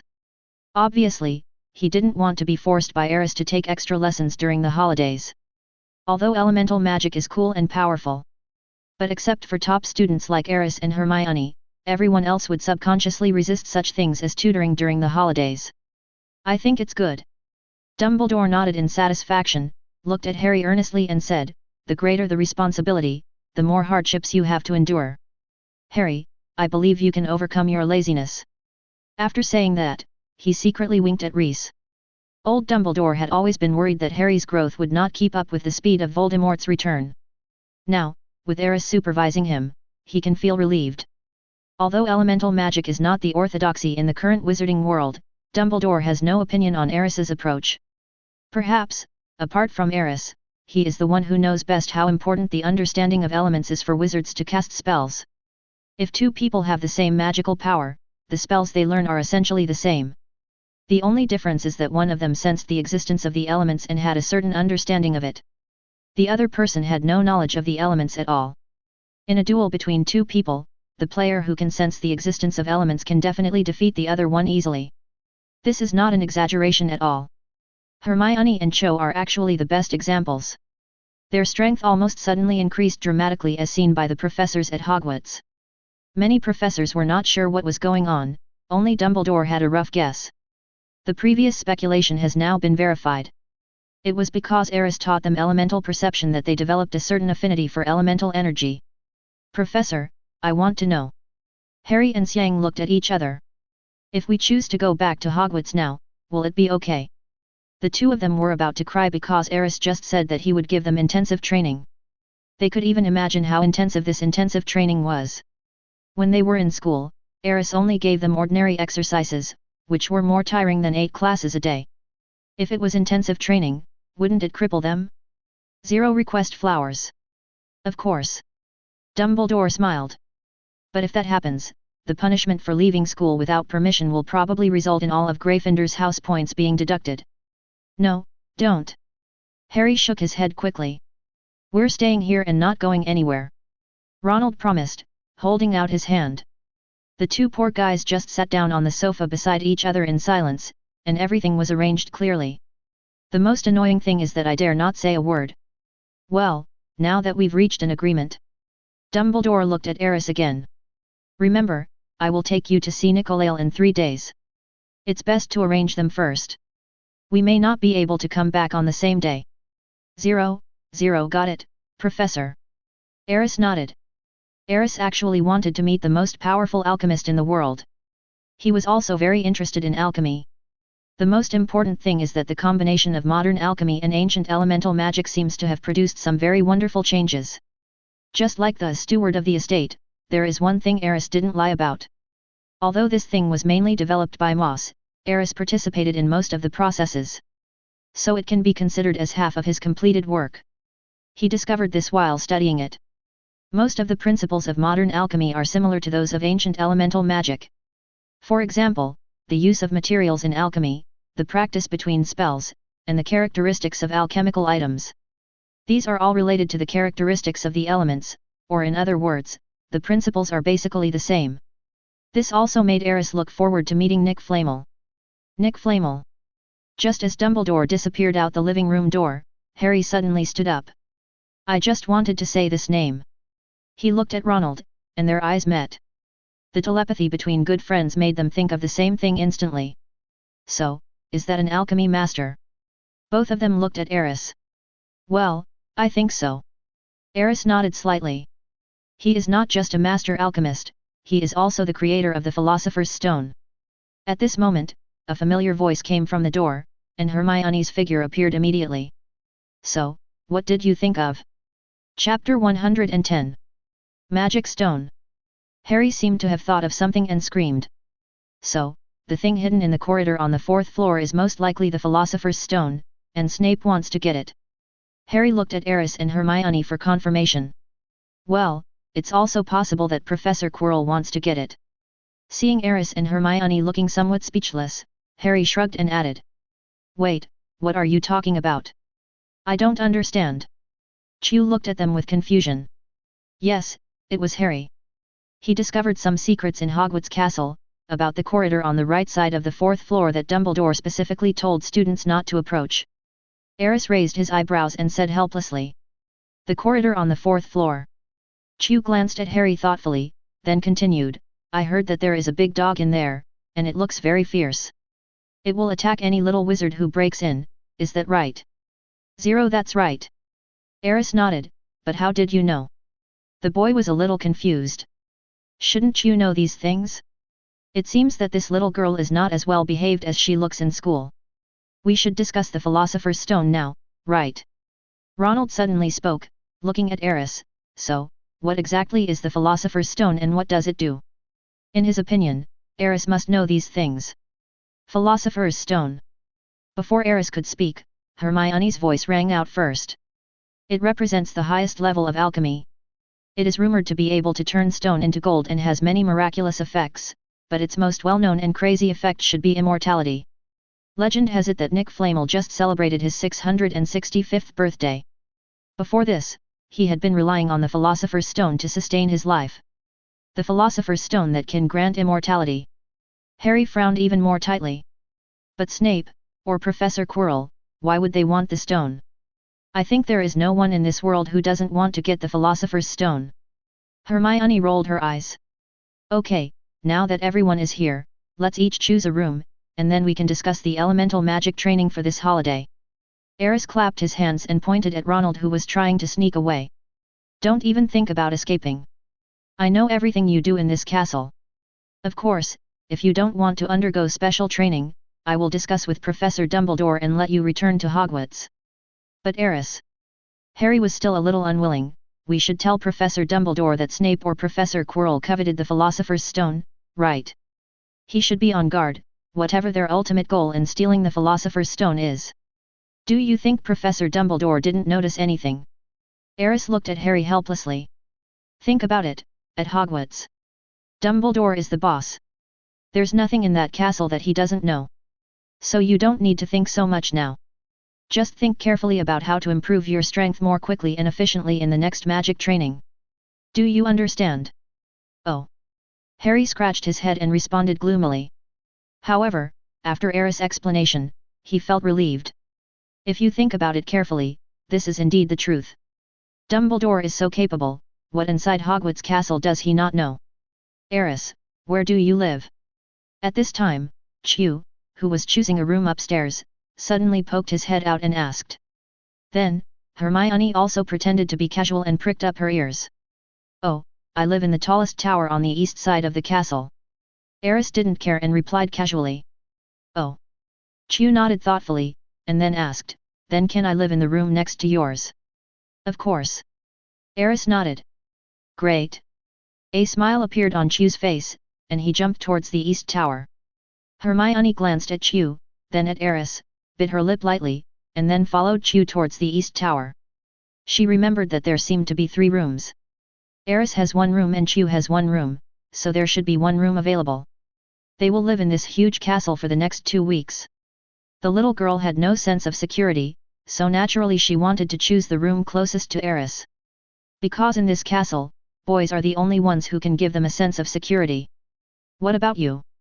Aris turned to look at Harry and Ronald. We can just live upstairs in the living room, they said in unison.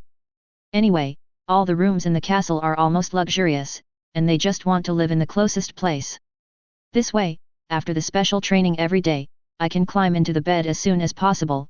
They didn't understand why the 2 girls would rather go so far to live in the East Tower. Aren't they tired? Aris didn't care about what they were thinking. He just nodded slightly, and then said, then you go and pack up first, we will meet in the open space in front of the living room in half an hour. After saying that, Aris walked out of the living room. He planned to convert a magic practice field not far from the small Quidditch field into a temporary special training base. There are many props for practicing magic here, such as magic dummies, simulated terrain, and so on. Moss. As Aris called softly, a cute elf in green clothes appeared beside him. First, draw 2 energy-gathering elemental magic circles here. Then, prepare a weakened version of the automatic elemental ball attack magic circle. After instructing Moss to prepare the software facility, Aris looked at the empty production area again, then waved to Shelia who was waiting at the side with her hands down, and instructed, Shelia, give me some money so I can prepare some cushions in the corner of the training ground. If someone is unconscious or injured during training, they can rest there. In addition, there are these 2 areas. He pondered for a moment, then gently waved his wand under the gaze of Shirley's shining eyes. The easternmost area of the training ground began to change. Grass quickly grew on the stone bricks on the surface, and the terrain also changed rapidly, forming special terrain such as hills, low-lying pools of water, and woods. 3.7. In order to make the simulated environment more realistic, he could also use the Traceless extension spell to expand the origin several times. Then, they repeated the same procedure on the west side of the training ground and prepared a simulated site with a desert terrain. With these 2 simulation fields, we can train several little wizards in combat and reaction abilities in actual combat. In addition, it is worth mentioning that these 2 simulation fields are not just about terrain changes. Aris also added some small surprises, such as small animals such as snakes and mice that suddenly pop out. In about 20 minutes, Aris had everything ready. Looking at the completely changed training ground in front of him, the boy nodded with satisfaction. Well, this looks like a training ground for elite wizards perhaps.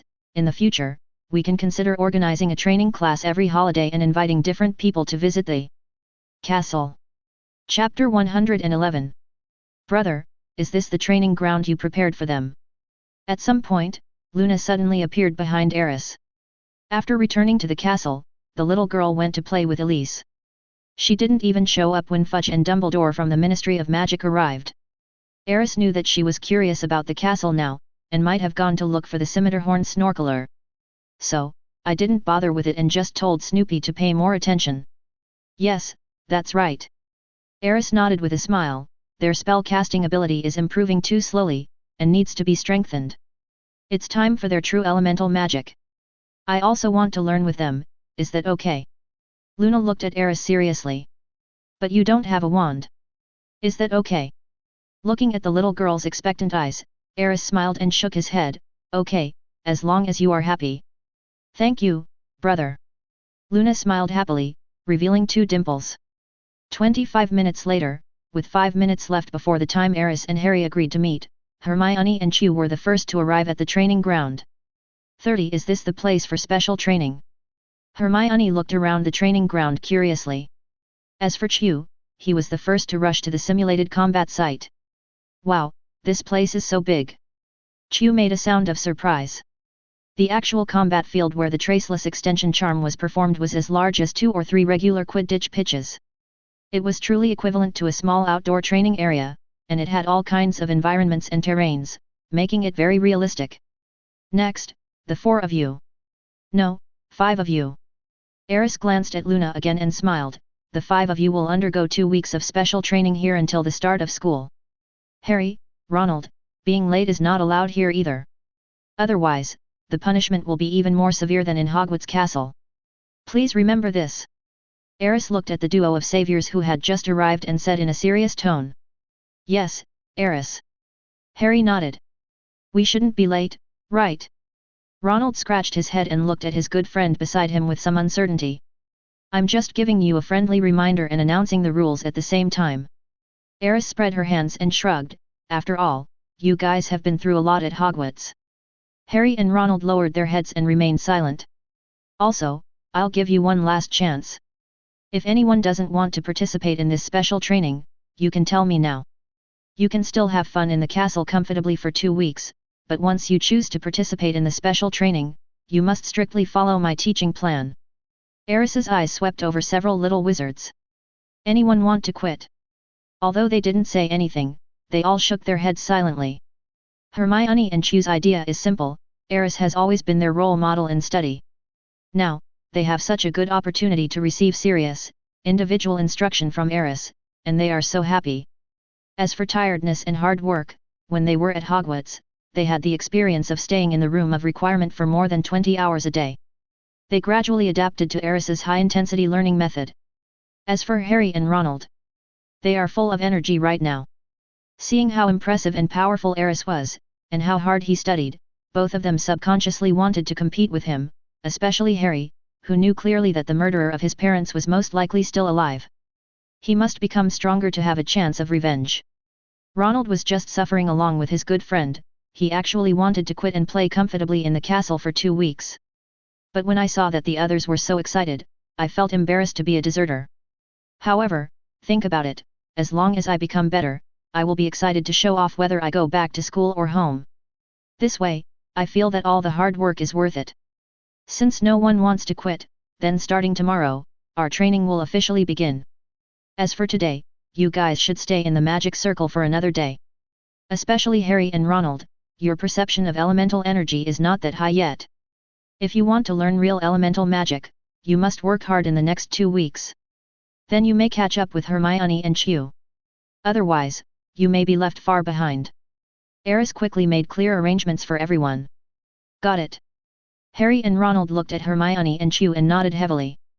They had always been outshined by the 2 girls in terms of strength, and they had been feeling unhappy for a long time. Now, with the hope of catching up, they suddenly felt full of energy. Luna, you should also sit in the magic circle and feel the energy of the elements. This is the most important step in learning elemental magic. As for the method, you should have learned it, right? Yes, I still remember what my brother taught me before. Luna nodded slightly. Afterwards, the 5 people entered the elemental energy perception magic circle respectively and sat in different positions according to their respective attributes. During this period, Aris also conducted an attribute test on Luna. This little girl's main attribute is also wind, but like Harry, she also has 3 talents, and the other 2 secondary attributes are fire and ice. Aris had not thought of this before. Okay, you guys practice here first. After arranging several little wizards, Aris walked out of the training base. At this time, Henry happened to be walking over from not far away. Master, everything has been arranged. Well, where are they? Right in the living room. Then let's go. The two exchanged a quick and brief conversation, then walked towards the main living room. Lucius Malfoy and Draco Malfoy had been waiting at the manor for some time. 630 in fact, they had arrived before Fudge and Crouch. But at that time, Aris didn't have time, so the two of them waited in the side hall of the castle. At this time, Aris was free, so he asked Henry to arrange for the two of them to go to the main living room to meet. Have you dealt with all those pure-blood wizard families? Aris asked casually on the way. He knew that Henry would definitely do this matter with great care. From what happened in the past 2 days, it can be seen that now I just want to understand the specific situation. It's all done, young master. Most of those people are spineless and have basically surrendered to the Shafik family. Most of their property has been donated to the Wizard Aid Association. According to the young master's instructions, I have found a job for them all. As for the specific content of the work, most of them are chosen based on their own conditions. It won't be very good, but they won't starve to death. Not bad. Aris nodded with satisfaction. These pure-blood wizards are used to a luxurious life and it would be great to let them have a taste of the life of a worker now. As for Lucius, he is actually quite capable. Aris thought, maybe give him a chance. If he can pass the test of loyalty, it is not impossible for him to become a grassroots manager of the Shafik family business. As for where he can climb to in the future, it all depends on his own ability. Chapter 112. Shafik Castle, Main Living Room. Lucius Malfoy and Draco were standing by the sofa, waiting. Father, why can't I sit down? Draco asked with a frown. They had been standing since they arrived at Shafik Castle. It was like this in the side hall, and it was still like this in the main living room. Is this the Shafik family's way of entertaining guests? What's even more outrageous is that even though no one was watching them, the father still looked very respectful and cautious, not even daring to sit for a while. He didn't understand why his father, a member of the noble Malfoy family, became like this. Totally incomprehensible. Even though the Shafik family has a high reputation in the wizarding world, they also seem to be very rich. But Draco still found it incredible. My father seemed to have become a different person, completely lacking the elegance and calmness that a noble should have. Draco, you and Master Shafik are classmates, so you should have some affection for each other. I may need you to cooperate with me this time. Remember, you must be careful with your words and actions, and put away your master's temper. Also, you must be respectful to Mr. Shafik and not do anything offensive. Do you understand? Lucius instructed his son earnestly, with a hint of sadness in his expression. At this time, he had not yet told Draco everything. One reason was time. Draco had just returned when he was dragged here, and had not yet had time to know what happened in Malfoy Manor last night. The second reason is that Lucius has not yet figured out how to explain this to Draco. At least, after this meeting, he needs to think carefully about how to make his son accept this fact. What on earth happened? Draco obviously sensed that something was wrong and asked with a frown. I'll tell you in detail after this meeting.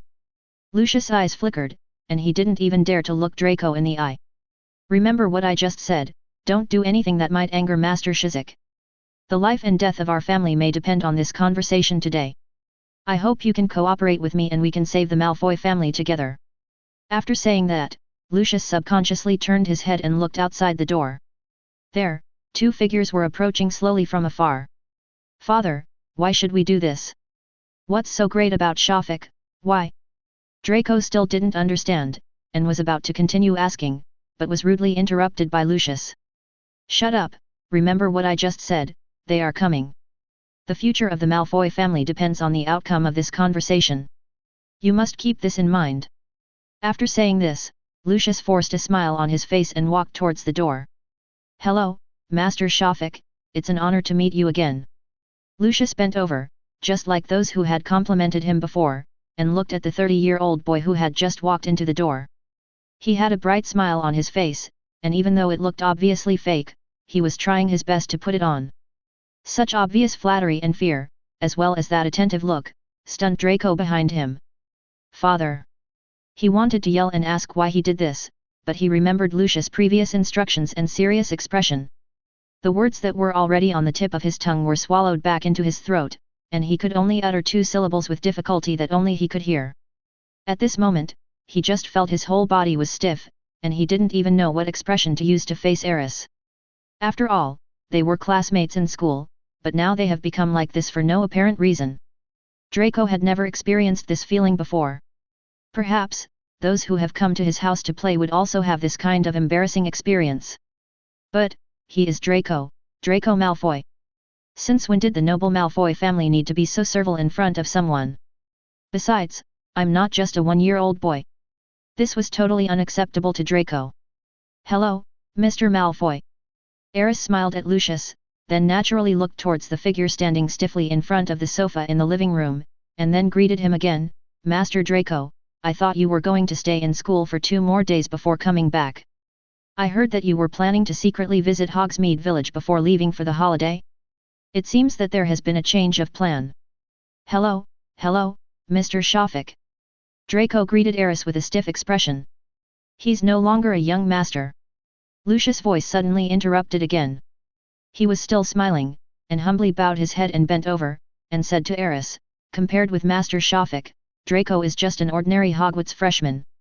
I heard that you took good care of Draco at school. I'm very grateful. This is definitely an honor for our entire Malfoy family. Lucius started to flatter again immediately. Hearing these words, Draco felt even worse. He pinched his wrist hard, as if trying to confirm in this way whether this was just a dream. But the severe pain from his wrist made him realize it clearly. This is not a dream, everything is real. His father really kowtowed in front of his classmates and showed no dignity at all. This scene made him want to explode on the spot. Father, why do you have to do this?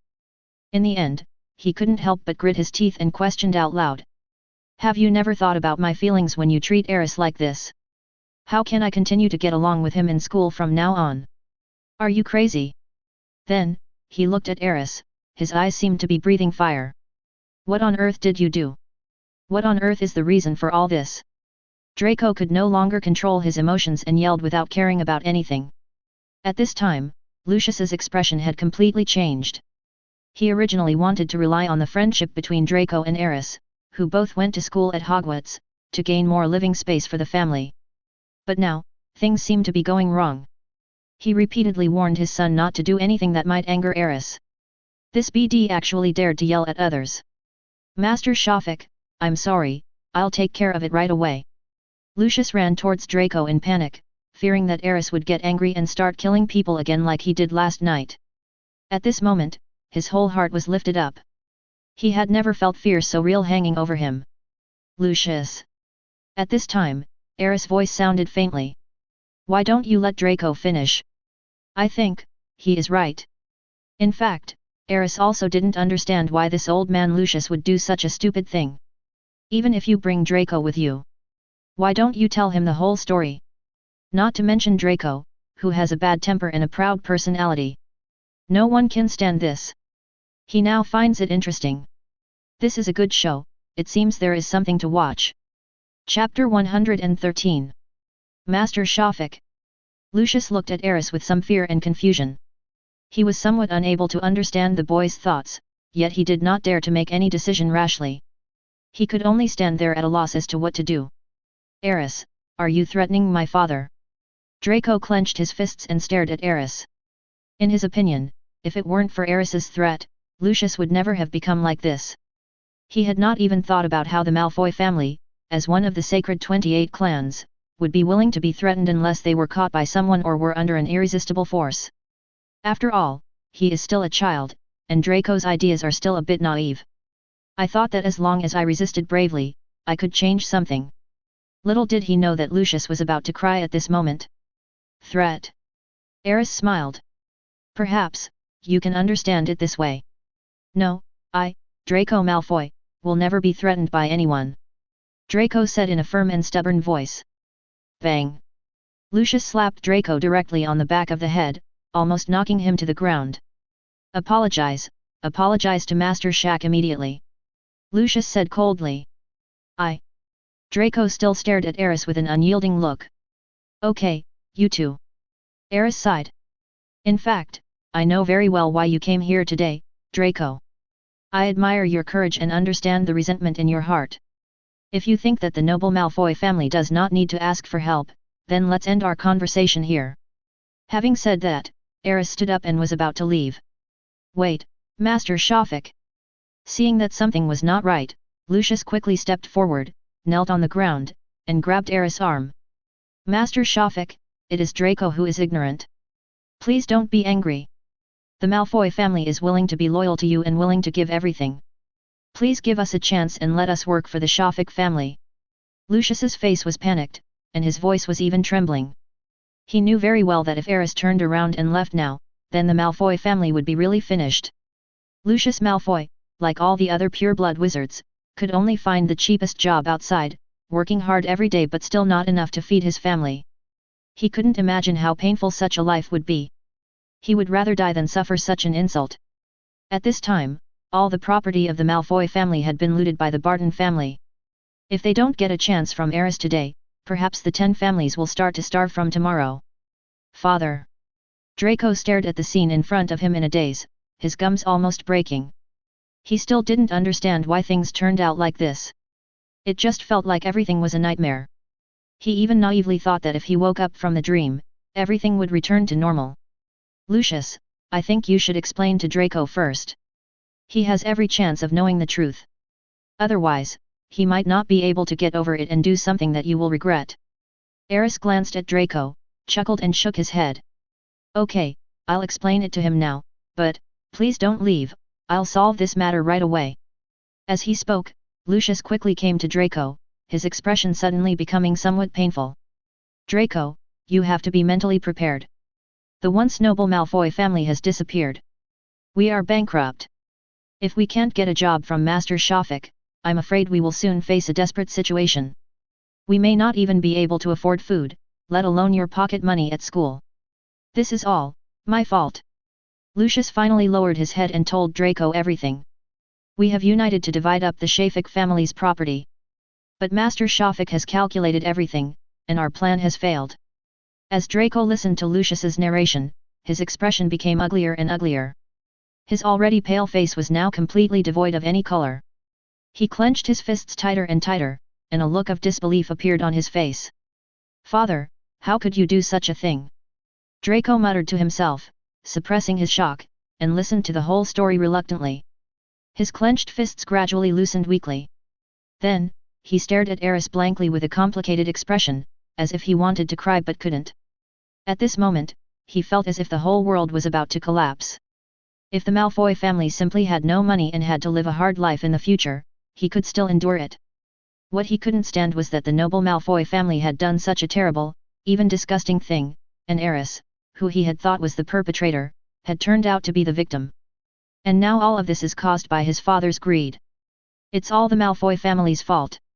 He couldn't accept this fact, and even felt ashamed for what he had just said to Aris with confidence. So, now you already know everything. Lucius lowered his head awkwardly, looking at Aris from time to time, observing the boy's expression, and sighed heavily. I know, this is hard to accept. But this is really our last chance. As he said this, Lucius reached out his hand with some heartache, wanting to give Draco some comfort. Don't touch me. At this moment, Draco took several steps back as if he had been bitten by a snake. Lucius's outstretched hand froze in midair, and his expression became very ugly. Sorry son. He knew that Draco had been hit too hard this time, so it was normal that he couldn't accept it for a long time. But in fact, he has no other choice now. After a long moment, he sighed again, then turned to look at Aris. Master Shafik, I apologize to you again for Draco's rudeness. Lucius knelt on the ground once again, his voice was low and a little hoarse, and his body was shaking slightly with his head down. Please forgive our sins and give us a chance.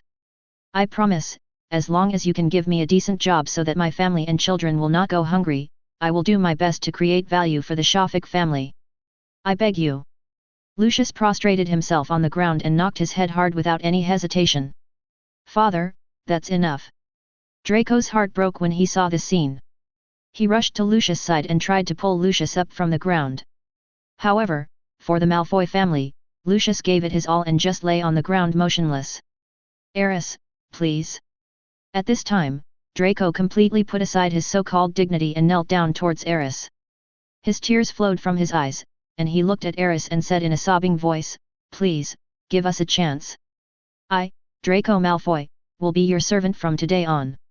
I will only be loyal to you in this life. Please. Chapter 114. If I had known this would happen, why did I do it in the first place? Aris looked at the two people, one big and one small, kneeling on the ground with a complicated expression. Draco's nature is not bad, he is just a little bit arrogant and likes the feeling of everyone revolving around him. This kind of personality is actually the influence of the family since childhood. He had a very smooth life and had never suffered any setbacks or hardships. Lucius' family really loves their son Draco, which can be seen from the development of the plot in the original work. Unfortunately, they should never have messed with Aris. Get up, the boy said softly. I can give you a chance for the Malfoy family to stand up again. Aris looked at Lucius calmly, with a hint of majesty in her eyes. But whether you can seize this opportunity depends on you. As he spoke, Aris also felt a little bored. This drama of loving father and filial son did not make him feel very good. He had long since stopped wanting to stay here and see how sad they were. It's boring, so boring. After saying that, Aris turned and walked out of the living room. Next to him, Henry, who had been silent, came to Lucius. Get up, the young master has left. Hearing the sound, Lucius and Draco looked up quickly. Thank you, young master. Lucius kowtowed repeatedly towards Aris back in gratitude. Draco, on the other hand, was completely confused at this moment. He didn't know how to face Aris when he went to school, and he didn't know how to face his family. The east tower of the castle at night. Hermione couldn't fall asleep in the room for a long time. Looking at the dark sky outside the window and the gauze curtains faintly floating in the room, she always felt an inexplicable chill, as if there was some invisible ghost staring at her in the dark room. Maybe the girl was a little scared because she was alone in a strange place. After a while, she gritted her teeth, got out of bed, and quickly ran to the door. Then, he put his ear against the door and listened carefully to the movements in the opposite room. Opposite this room is Aris' bedroom. I don't know what that guy is doing. The little witch turned around again, took a look at the dark room, and then subconsciously shrank her body. Never mind, let's go check it out. As she spoke, Hermione carefully opened the door and tiptoed to the door of Aris' room. She hesitated for a moment, then knocked gently on the door. Aris, are you asleep? No. With the boy's familiar voice, the door slowly opened. What's wrong? Can't sleep. At this moment, under the warm light, Aris was sitting at the desk with a thick book in his hands. Why are you still reading? Hermione pretended to be casual, put her hands behind her back, and walked into the room unsteadily. Then, he closed the door of the room. Why did you close the door? Aris looked at the little witch with some confusion. This little girl, although she is not very old, she still needs to be more reserved, right? In the dead of night, a girl ran into the boy's bedroom and closed the door. If other people saw this, even if they had 100 mouths they wouldn't be able to explain it. Nothing, I just want to take a look at your room. Hermione suppressed her embarrassment and came to the bookshelf in Aris' room. There are so many books in your room. Soon, Hermione was attracted by the bookshelves filled with books, and her eyes began to wander around the shelves. Then, he picked up a book called Research on the Development of Modern Witchcraft. Ever since she met Aris, Hermione had gradually developed an interest in various research-related academic books. Although she could not understand most of those books, she felt that she had benefited a lot from just flipping through them. Her favorite thing to do is to ask Aris questions that she doesn't understand in research books. What made her feel magical was that Aris could give her the correct answer every time. The scope of knowledge covered is simply terrifying.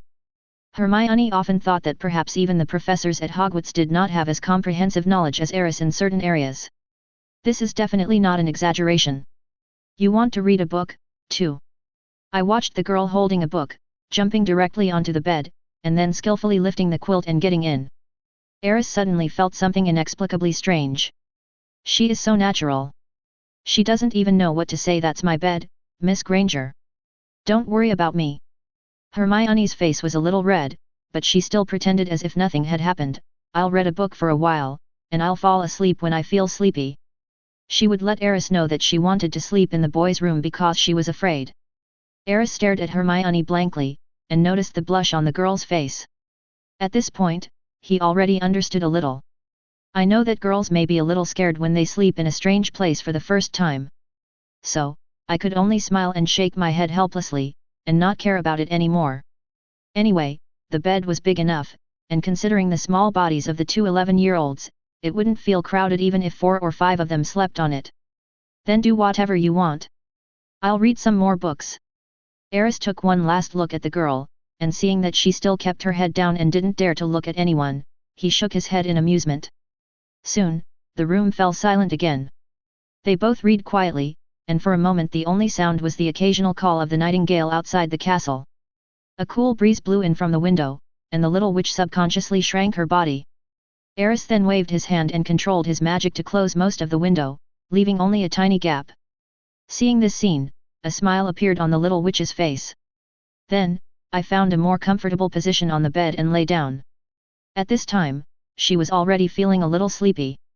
The book in my hand fell aside without me noticing. Soon, soft breathing sounds were heard, and Hermione actually fell asleep half lying down. At this moment, Aris's eyes suddenly looked outside the door again. Another one. The boy was a little stunned, and then before the girl outside the door knocked, he waved his hand and used magic to open the door. "Chew, are you also afraid of not being able to sleep?" Aris asked directly. The little witch outside the door obviously didn't expect Aris to ask so directly, and her face turned red instantly. "Well, the castle and the rooms are too big. I'm not used to it." Chew stood at the door hesitantly, not knowing whether to go in or turn around and run away. At this moment, she felt so ashamed. "It's okay, come in." Aris smiled, then pointed to the bed. "Hermione was scared too, and fell asleep here with me." Chew was stunned for a moment, then he looked into the room, and sure enough, he saw Hermione sleeping soundly on the bed. For some reason, Chew suddenly felt a little resentful. She came earlier than me.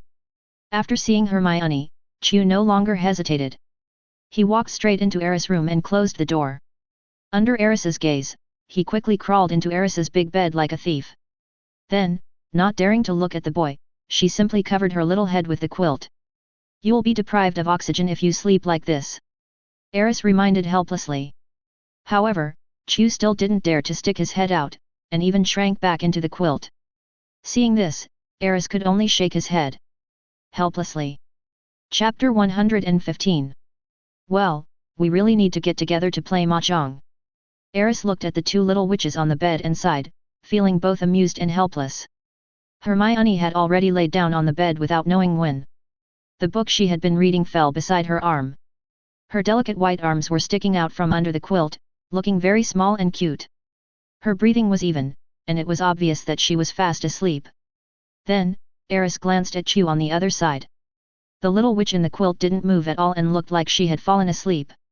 But seeing the quilt occasionally lifted up next to her, Aris was sure that the girl was definitely still awake and even knew to lift the quilt to get some fresh air.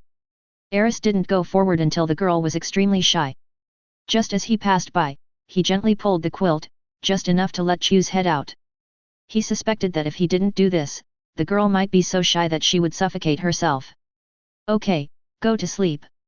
180. The boy's soft voice reached Chew's ears, making her face even redder. But this time Chew didn't hide his head under the quilt stubbornly. He just turned around and faced Aris' desk with his back. After returning to the desk outside, Aris glanced out the window. "Why hasn't Luna come back yet? I'm afraid these two guys are going crazy." Ever since she knew that Iris could transform into a giant dragon, she has been begging the little red dragon to take her flying. Just this evening, Luna successfully used a large piece of lamb leg to make Iris surrender. The lamb leg was roasted by Aris. Originally, each person had one, but Luna didn't eat it and gave it to Iris. "The benefit is that it gives me a chance to be a dragon knight." When others saw her actions, they immediately regretted it. Unfortunately, they had already eaten the lamb shanks. As a well-educated dragon, Elise has no habit of eating other people's leftovers, and decisively rejected other people's requests to become dragon knights. "Fortunately this bed is big enough, otherwise there would be no room for us." Aris took another look at the big bed in the bedroom and muttered something in a voice that only he could hear. Luna and Iris rested in this room these 2 days. After a while, when the man and the dragon came back and saw that the big bed had been occupied by someone else, I don't know if they would be angry. However, we are all little girls, so we should be able to understand each other, right?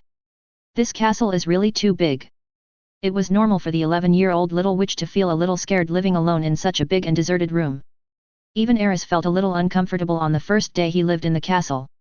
He didn't know if it was an illusion, but he always felt that there seemed to be something mysterious in this castle. I wonder if there is some ghost hiding in some corner who doesn't want to show up. Hermione and Chu probably sensed it today, so they came to his room. It seems that I have to ask Henry about this tomorrow. Master, I made some tea for you, do you want me to bring it in? At this moment, a soft and sticky voice suddenly came from outside. Come in, Shirley. Aris opened the door casually. Standing outside the door was the maid Shirley, who was wearing a maid outfit, had a magnificent childlike face and was trembling. Are you still awake so late? Aris looked at Shirley with some surprise and asked. Master, you haven't rested yet, so Shirley doesn't dare to rest either. Shirley said weakly, then lowered her head shyly. This little girl has been in the castle for a few days, and she always blushes when she sees Aris. Aris didn't know why and could only pretend not to see it. Thank you for your hard work. If it's too late next time, you can rest first and don't have to wait for me. Yes, thank you, Master. After putting down the cup of black tea, Shirley subconsciously glanced at the big bed. After seeing Hermione and Chu, his face suddenly became even redder. Then, the look he gave Aris became a little strange. Anything else? Seeing Shirley's strange look, Aris asked in confusion. Shirley couldn't help but lower her head and took a look at the magnificence on her chest. Then, she seemed to have made up her mind and said, Master, if you need anything, Shirley can help you. Miss Granger and Miss Chujong are too young. Can you control them a little? What? Upon hearing this, Aris almost spit out the black tea he had just drunk. Do you have any misunderstanding?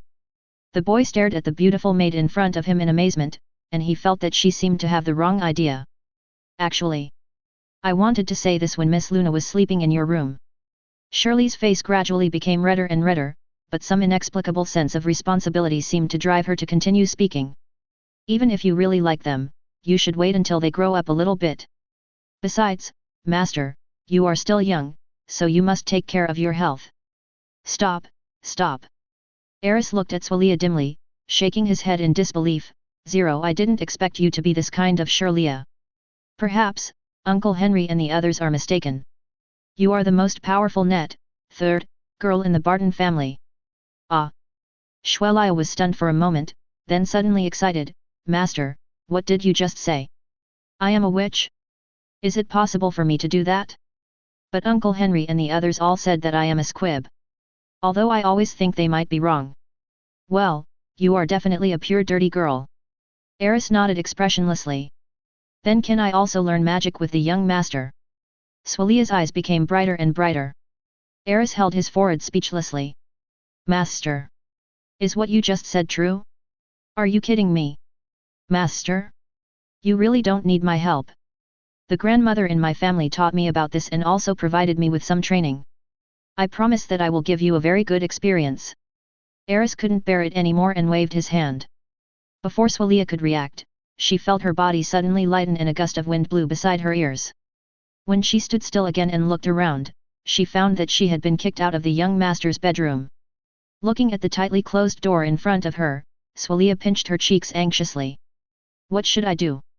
The young master seems angry. As expected, the young master is still young at 54, so he is a little shy. Shouldn't he be too straightforward in saying this? I think I made a big mistake. But, Master, this is really wrong. Miss Hermione and the others are too young. Should I tell Uncle Henry about this? Forget it. If he knew that the young master kicked me out, he would definitely be angry. The dirty girl lingered in the corridor for a while, muttering to herself, and finally left the East Tower with a nervous mood. She didn't know that Aris's face had already turned ashen. He swore that if his body functions were not limited, he would definitely give Shirley a good beating tonight. That little girl is really too arrogant. Repeated provocations. You don't even consider him a man. He was so blatant in making dirty jokes, and he kept on saying them. Too much. That's too much. Chapter 116. Brother, I'm back. Just 10 minutes after seeing Shirley off, there was another knock on Aris' door. Then, little Luna came in skipping with Iris from outside. "Where did you go to play?" Aris looked up and shifted his gaze from the book to the little girl. Luna's long golden hair looked a little messy, obviously caused by being blown by the strong wind for too long. At this time, Iris followed Luna listlessly, looking exhausted. "Is it that exaggerated?" Aris shook his head in amusement. "Master, you don't know that Miss Luna is even crazier than me. She insisted that I take her across the whole of Britain. We flew for several hours without stopping. She wanted to see the sea and the forest. The baby dragon was so tired." Iris jumped onto the desk and collapsed there, looking like she didn't want to move at all.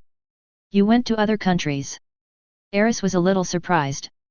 Originally, he thought that Luna was just flying around the manor to experience the feeling of being a dragon rider. Unexpectedly, these two guys really had a blast. "I heard there's a magic school called Beaux Batons in the south of France, and most of the students there are witches, so I wanted to go and take a look." Luna looked at the little red dragon awkwardly, then shook her head in disappointment.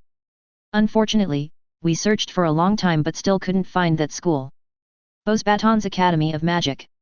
Aris was stunned. "That's really far, directly across the whole of Britain and the English Channel. No wonder Iris is so exhausted." "Master, I need to replenish my energy." Iris looked weak and looked at Aris pitifully. Aris had no choice but to wave his wand and a bunch of food came over. Then, the little red dragon looked at Luna protectively, took all the food in its arms, and went straight back to the pet space. "It looks like he wants to enjoy all the delicious food in the pet space alone." "Elise." Luna widened her eyes and looked at the little red dragon slowly disappearing, and couldn't help rolling her eyes. She is hungry now too. Seeing the little girl's expectant eyes, Aris could only wave his wand again and get some food from the kitchen. Only then did Luna happily sit down and slowly eat her midnight snack.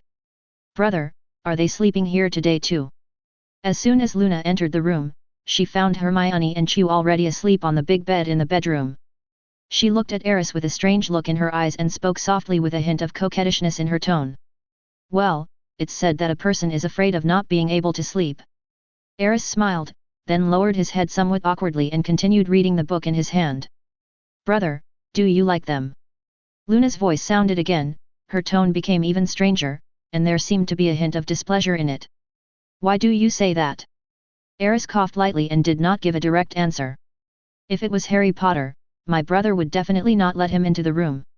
He's a boy, so he's different." Aris touched his nose guiltily. "Besides, aren't you sleeping here too?" He reacted and countered, "Does Luna like brother too?" "Of course."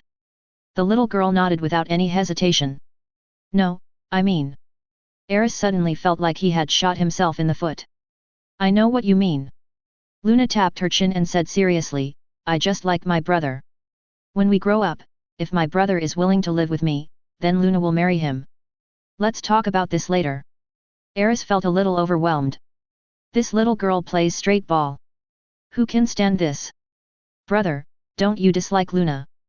The little girl's expression suddenly became a little uneasy. Hearing this, Aris felt even more confused. He thought about it, became a little more serious, and looked at the little witch in front of him. "Of course my brother likes Luna, but we are still young now." Aris carefully chose his words, fearing that he would hurt the little girl's feelings, "So, what if Luna grows up and has other ideas?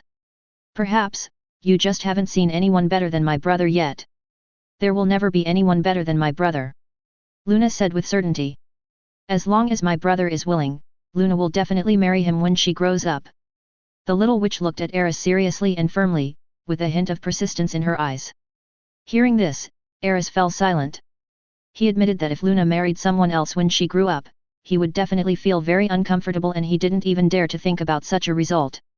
Therefore, actually at this time, there is no need for him to worry so much. After a moment, Aris's eyes softened. He reached out and gently touched Luna's long hair and nodded. "Okay, when Luna grows up, if she still hasn't changed her mind, then she can marry me." After saying this, Aris' heart suddenly calmed down. "It seems that I have found a sense of belonging in this originally strange world, and have gained an invisible bond." This feeling made him feel very fulfilled. It's even better than the feeling of having magical powers become stronger. "Then let's make a pinky promise." Luna suddenly stretched out her hand and raised her little finger.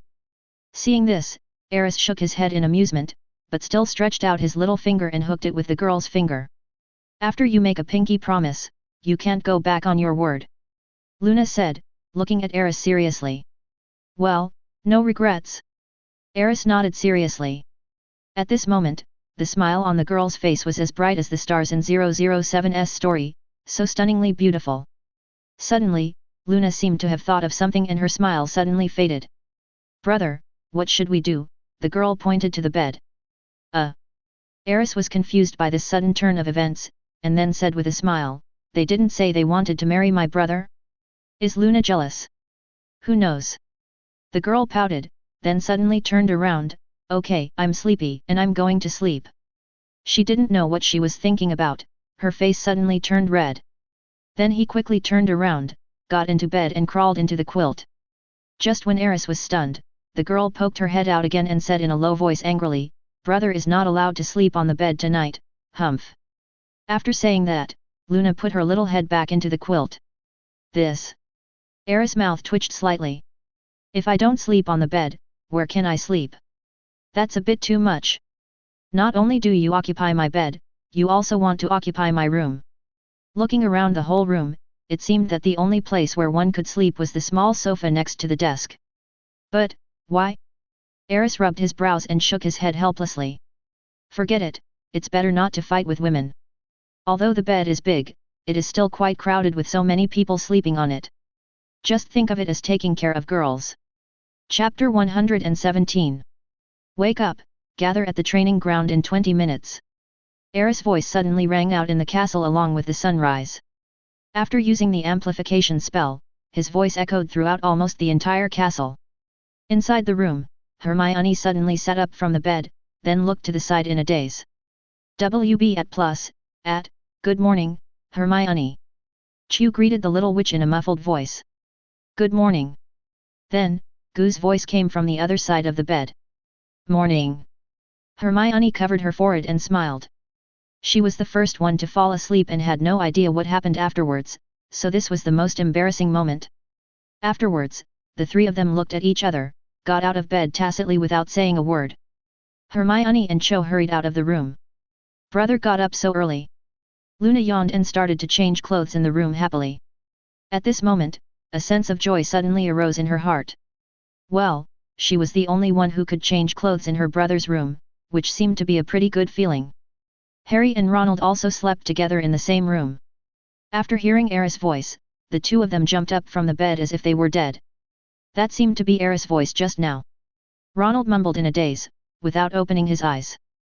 Well, today we start the official special training, get up quickly. Harry reacted faster. He crawled and rolled off the bed and quickly put on his clothes. Ronald! Harry shouted when Ronald wanted to lie back on the bed again, if you don't get up, you won't have breakfast. Aris set the rules yesterday. Have you forgotten? Or do you want to go back to Hogwarts and face Professor Dumbledore and McGonagall? Oh, God, I would rather go back to Hogwarts. Ronald recalled painfully. I had nightmares last night, all about this special training. I dreamed that I was severely punished by Aris because those elemental magics were too difficult. I also dreamed that you and I were scolded by Aris, and Hermione laughed at us, oh my God. We must be crazy to stay here. Ronald's voice kept ringing, but his body was very honest and he quickly put on his clothes. Because Harry just said that if you go too late you won't have breakfast. He had to admit that the food at Shafik Castle was delicious. Especially the oriental dishes and snacks, which taste different from most of the food in Hogwarts. You have to believe in yourself, Ronald. Harry said comfortingly, perhaps, elemental magic is not as difficult as we thought. Besides, Aris said that we have good talents, right? Just comfort yourself like this. Ronald still had a bitter face. No matter what, we can't be outdone by those girls, right? Harry gritted his teeth. Luna is even 1 year younger than us, and she came into contact with the elements later than us. Stop talking. Ronald's face fell even more. I really had this dream last night. They all learned it after just one try, but we too, always had problems. I don't know why I had this damn dream. Maybe you think too much. By this time, Harry had already put on his clothes and quickly washed up in the bathroom. Go. A few minutes later, the two hurried out of the room and walked towards the dining room next to the main living room. Fortunately, we chose the bedroom closest to the restaurant, Ronald said thankfully. Hermione and the others shouldn't be as fast as us, right? After all, it takes them 10 minutes just to walk from the East Tower. Harry subconsciously glanced at the tallest tower in the castle. You still have time to take care of them. Ronald rushed into the restaurant and started stuffing food into his mouth. 20 minutes later, Aris looked at the time. Hermione and the other 3 girls arrived almost on time. Even Aris was a little surprised and had to secretly praise their efficiency. Apart from the time spent on the journey, they only took 10 minutes to take care of everything. This speed is comparable to that of the 2 boys including Harry. Yes, I thought you were going to be late. Aris glanced at them. Thanks to Dobby for operating us to the restaurant. Hermione and Chu looked at each other and muttered softly. Hearing this, the corner of Reese's mouth twitched slightly. Well, the case is solved. So that's how it is. He said, how could these little witches be so fast? Dobby. He is really a good friend of humans. It seems that we should consider deducting his salary. 0139041330 Fila 230271261 Otherwise, Teacher Aris's authority will be lost. On the side, Harry and Ronald also looked at the 3 girls with admiration. They never expected that such a bold move could happen. Aris, what are we going to learn today? At this time, Chu's voice sounded, with a hint of expectation. She had wanted to learn elemental magic a long time ago. After all, she and Hermione had been familiarizing themselves with elemental energy at school. The process can't be described as boring, it can only be described as extremely boring. Aris barely thought about Chu's question and answered, today I will teach you some of the simplest elemental magic. Since most of you have affinity with wind and fire, we will start with these 2. First, the wind whirl. Aris stretched out his hand, and a light blue light flashed in front of him. Immediately, strong wind elements began to gather quickly, forming a vortex-like, rapidly rotating wind ball in front of him. Amid the amazed gazes of the young wizards, Aris spoke again, this magic can be learned by everyone except Ronald. I will teach you the detailed method later. And Fireball. Aris cancelled the whirlwind in front of him, and then a flash of fiery red light appeared. A burning ball of fire appeared above his palm. He gently waved his palm, and the fireball followed the direction of his wave, floating past several little wizards. The burning sensation made them subconsciously take a step back. I never thought that magic could be played like this. Harry stared blankly at the fireball that Aris controlled so easily in his hands, and swallowed involuntarily. That's so cool. Ronald's face showed eagerness. This is exactly the skill he has always dreamed of. Just imagine, when he walks through the school corridor or the living room at home with a fireball in his hand, the scene is so cool. Oh my god, or, when his mother needs fire, he can suddenly snap his fingers and ask her, is this what you want? After demonstrating it to the little wizards, Aris waved his hand lightly, and the fireball shot towards the magic practice target not far away. A violent flash of fire appeared, and the next second, the magic target was instantly blown into a charred black by the fireball attack. The little wizards present could even smell the odor of some material being burnt, which was very obvious. Fireball, except for Chu, everyone else can learn it. Aris spoke again. So, these 2 magics will be the first elemental magics you will learn. Aris, please teach us. Ronald's eyes sparkled, I can't wait. This power is much stronger than any levitation spell they have learned. At this moment, Ronald suddenly felt that he was fine again. He had completely forgotten about last night's dream. There was only one thought left in my mind. You must learn that cool and powerful fireball technique. Chapter 118. Since Ronald is so anxious, let's learn the fireball technique first. Aris glanced at the red-haired boy whose eyes were already shining, and a smile appeared on his face. Afterwards, he brought them to the elemental energy gathering array. Now, you can use the power of the magic circle. This will allow you to sense the corresponding elemental energy faster and release magic faster.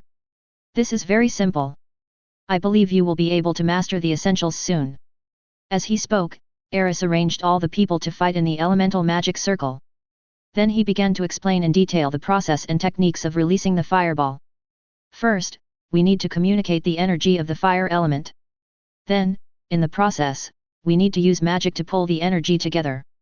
Finally, when the energy of the fire element accumulates to a certain level, it will undergo a qualitative fission and form a real fireball.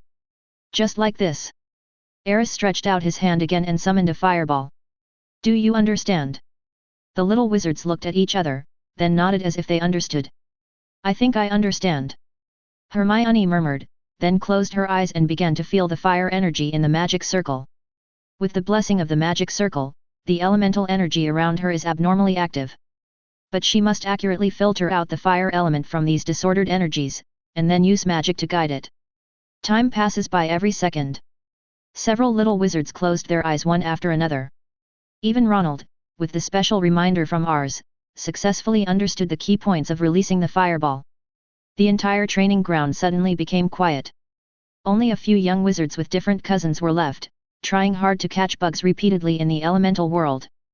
Well, if we regard elemental energy as small insects, this description is appropriate. Concentrate your mind and make sure you completely merge yourself with the fire element. You will feel that the elemental energy is like an extension of your arm. It becomes very sensitive and obedient, and extremely enthusiastic. On the side, although Chu did not have the talent for fire element, he also closed his eyes silently. Just now, she glanced at Harry and Ronald inadvertently and almost couldn't help laughing out loud. Their expressions are so weird. She had never seen a wizard who cast spells as if he was constipated. It's like my whole body is exerting force. That picture is so funny. After a long time, Ronald suddenly sighed and opened his eyes. His flushed face was filled with frustration as he looked at Aris pitifully. No, I can't gather the energy of those elements at all. Aris, isn't there any spell for this magic? Like the levitation spell, a simpler spell. At this time, everyone else opened their eyes, and it was obvious that they had also failed. Even Hermione failed to successfully condense a fireball, let alone Luna who had just come into contact with elemental energy. A spell. Aris glanced at the little wizards and frowned slightly. He also didn't expect that a small fireball spell would be so difficult for these people. Obviously he succeeded after just one try, right? Moreover, there was no one to teach me and I had to explore every step by myself. It's just a small fireball spell, is it really that difficult? I was just thinking, magic requires spells, doesn't it? Harry couldn't help but speak up. In their impression, it seems that all magic requires chanting, even silent spells, need to be chanted silently in the mind.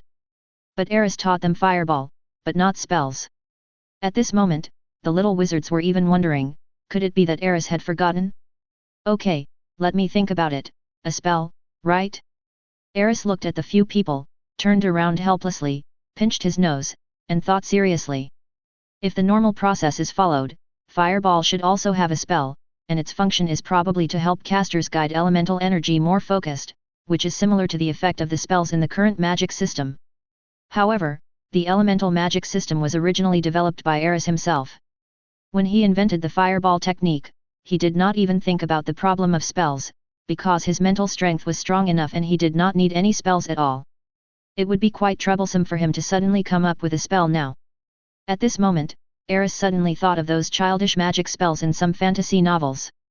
If it is just to increase concentration and make the mind feel the energy of the fire element more clearly. Is it true that any form of spell makes no difference?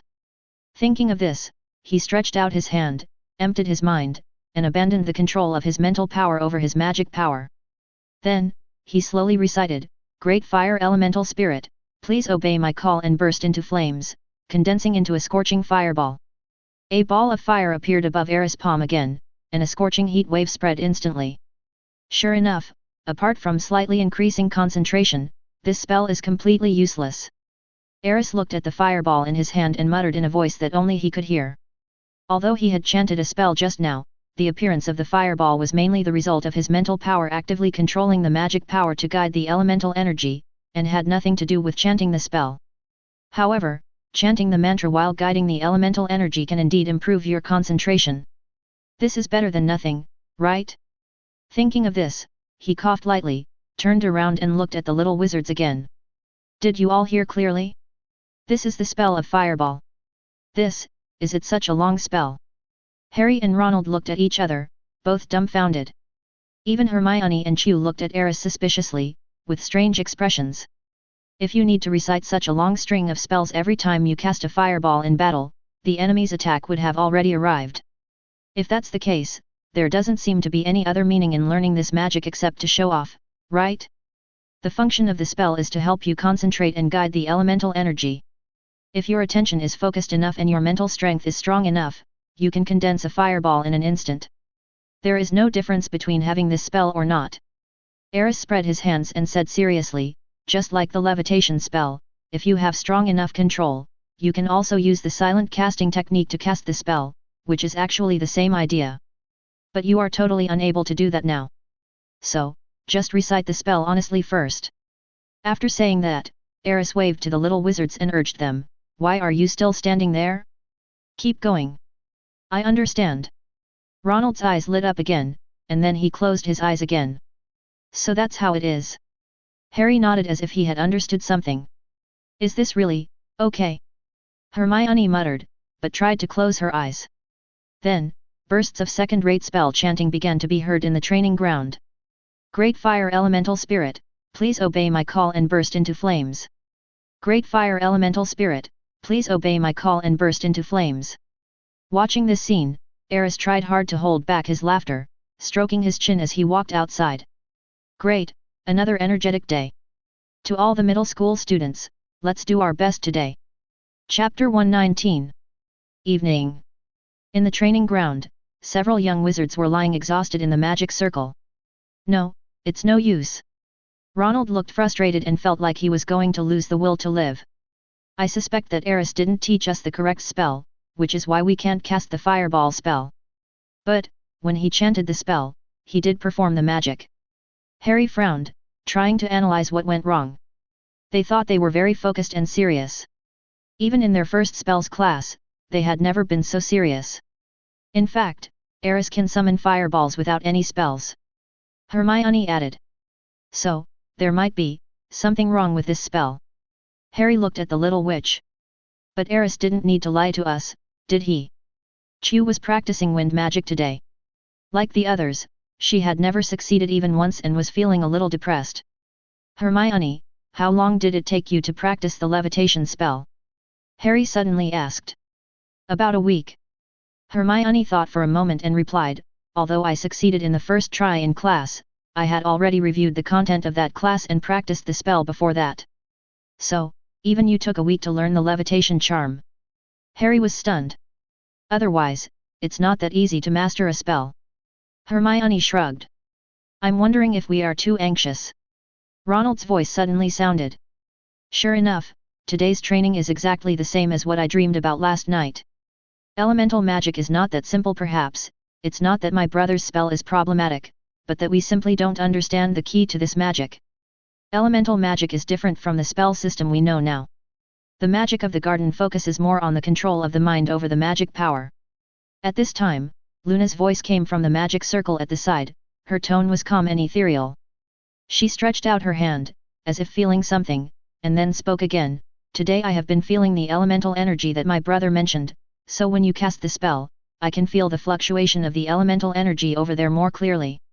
I feel that the fundamental reason why you have not been able to successfully release fireballs and whirlwinds is that your control over magic power is too poor. When the elemental energy is gathering, it is easy to collapse due to the poor supply of magic power. As she spoke, Luna looked at Hermione. Hermione is the one who is closest to success. I can sense that your control over elemental energy has reached a critical point. Perhaps you only need an opportunity to successfully make the elemental energy you control form a living fissure. And Chu, the two of you have much stronger control over your magic than Harry Potter and Ronald. After listening to Luna's analysis, the other young wizards on the field were stunned.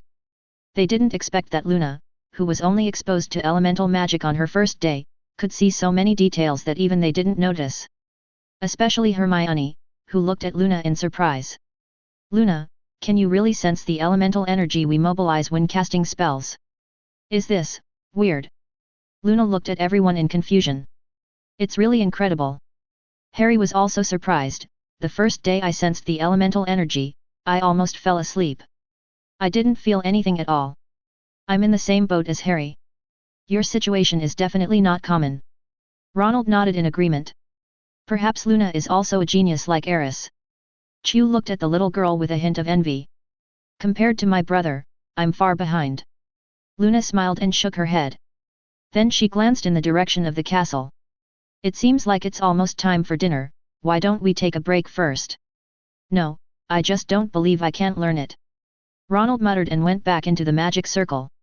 Harry also demonstrated his thoughts with practical actions, and then sat down next to Ronald. It seems that they feel threatened by your talent.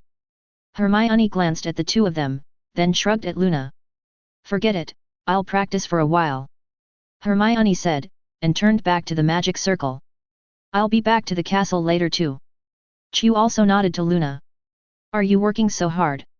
Luna glanced at the castle, then ignored them and skipped out of the training ground. She didn't want to miss dinner with her brother because of extra practice. 3 days later, Hermione and Cho had successfully cast their first fireball and whirlwind spells. Therefore, they were even happy all day long. However, even so, they did not dare to relax at all. Because once they lose their concentration, they will be instantly brought back to the starting point. Gradually, the young masters discovered the differences between the elemental magic system and the modern spell system. In terms of difficulty, elemental magic is obviously more difficult. In addition to the perception and affinity of elemental energy, one also needs to constantly strengthen one's control over magic power. Otherwise, it would be difficult to actually release even a small fireball. This alone is much more demanding than the modern spell system. However, they are sure that the power of elemental magic is much stronger than ordinary spells.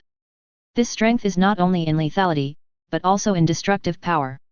When Hermione threw a fireball for the first time and almost set a large area of training tools on fire, she understood this deeply. Inside the castle, Aris was reading a book. Isn't it time? Suddenly, he looked up in the direction of the castle gate outside the living room. That old fox is never late, is he? At this moment, a silver-white figure suddenly appeared outside the gate. Then, he opened the gate of Shawfik Castle with a slight wave of his hand and walked in calmly. Professor Dumbledore, I thought you weren't coming. At this time, Aris' figure appeared next to the silver-haired figure with a crackling sound. Very beautiful apparition. I didn't know you had secretly learned this skill. Dumbledore looked at the boy meaningfully, with some helplessness in his eyes. I suppose you are not registered with the Ministry. Of course. Aris said without thinking. Well, let's do this for now. The silver-haired old wizard shook his head and then looked inside the castle. Are the little guys all right? It couldn't be better. Aris nodded. Thinking of how Harry and the others looked hopeless all day, the boy smiled unkindly. That's good. Dumbledore did not doubt it. Guess why I was late today? Was he delayed by something at school? Aris guessed. Strictly speaking, it's not a school matter. The silver-haired old wizard's eyes suddenly became a little resentful. It was Firenze and the others. Those centaurs almost broke out of the Forbidden Forest. It is said that it was because they saw a giant dragon leaving in a hurry and thought something had happened. Firenze. Aris was stunned for a moment, then shook his head helplessly. I forgot to tell them about this. It's okay, I'll ask Iris to go there later, she's missing her old nest anyway. That would be great. Dumbledore nodded, then held out his hand. Come on, I'll take you to see Nick. He's looking forward to meeting you. Chapter 120. Crackling. With a crisp sound, Aris and Dumbledore apparat in front of an old house. This isn't London anymore, is it? Aris asked, looking at the architectural style of the houses around him, which was obviously different from that in the UK. Yes, this is a place in Paris, France. You will know exactly where it is when you go in. Dumbledore glanced at the boy, smiled and kept him in suspense, then walked towards the old house in front. There's a spell here. Aris sensed something unusual as soon as he approached the old house. Of course, this is the residence of Nicholas Flamel, the most powerful alchemist in the world. How could there be no protective measures? I heard some time ago that some criminals wanted to find the Philosopher's Stone made by Nico for some shameful purposes. Dumbledore explained it as a matter of course, but did not go into detail about the Philosopher's Stone. But even if he didn't say it, Aris knew it very well. Isn't the person who wants to find the Philosopher's Stone the remaining soul of Lao Fu? In fact, he might know more about the inside story than Dumbledore, but he just couldn't say it out loud. It's hard to explain why he knew all this. However, Aris's eyes suddenly lit up. Now, it seems that he has found a way to reveal something with some excuse. Like prophecy or something like that. As long as we don't reveal too much, it shouldn't cause too much change in the plot, right? Thinking of this, Aris pretended to say casually, Professor Dumbledore, the person who wants to get the Philosopher's Stone probably knows that it is no longer here, otherwise you wouldn't have brought me here so easily. Little guy, stop pretending. Don't you already know what's in the corridor on the 4th floor of the school? Dumbledore looked at the boy meaningfully, then walked to the old house and knocked gently on the door. Indeed, that's probably no longer a secret. Aris shrugged. Even Harry has guessed it. Oh, and Ronald and the others. I hope they can realize the seriousness of this matter and stop running around. Dumbledore glanced at Aris again. It was as if he already knew everything. Aris looked at the silver-haired old wizard in front of him and couldn't help but feel emotional. He always felt that this old fox might also have a talent for prophecy, otherwise why would he know so much and be able to lay out one meticulous plan after another? This kind of wisdom is as vast as the abyss. Actually, Professor, I observed the stars some time ago and found some unusual signs. Aris' tone suddenly became serious. Oh. Dumbledore was clearly interested. He had seen Aris's astrology skills in the Forbidden Forest, and couldn't help but ask, tell me about it. Aris nodded slightly, and then his eyes gradually became deep. The once dim Demon King star has once again begun to emit a faint light. This means that a person who was once extremely powerful is about to make a comeback after years of recuperation. I think, Professor, you should understand what this means, right? Aris gave Old Deng some pointers appropriately, but did not elaborate. Sure enough, after hearing this, Dumbledore's eyes moved slightly, and then he fell into deep thought.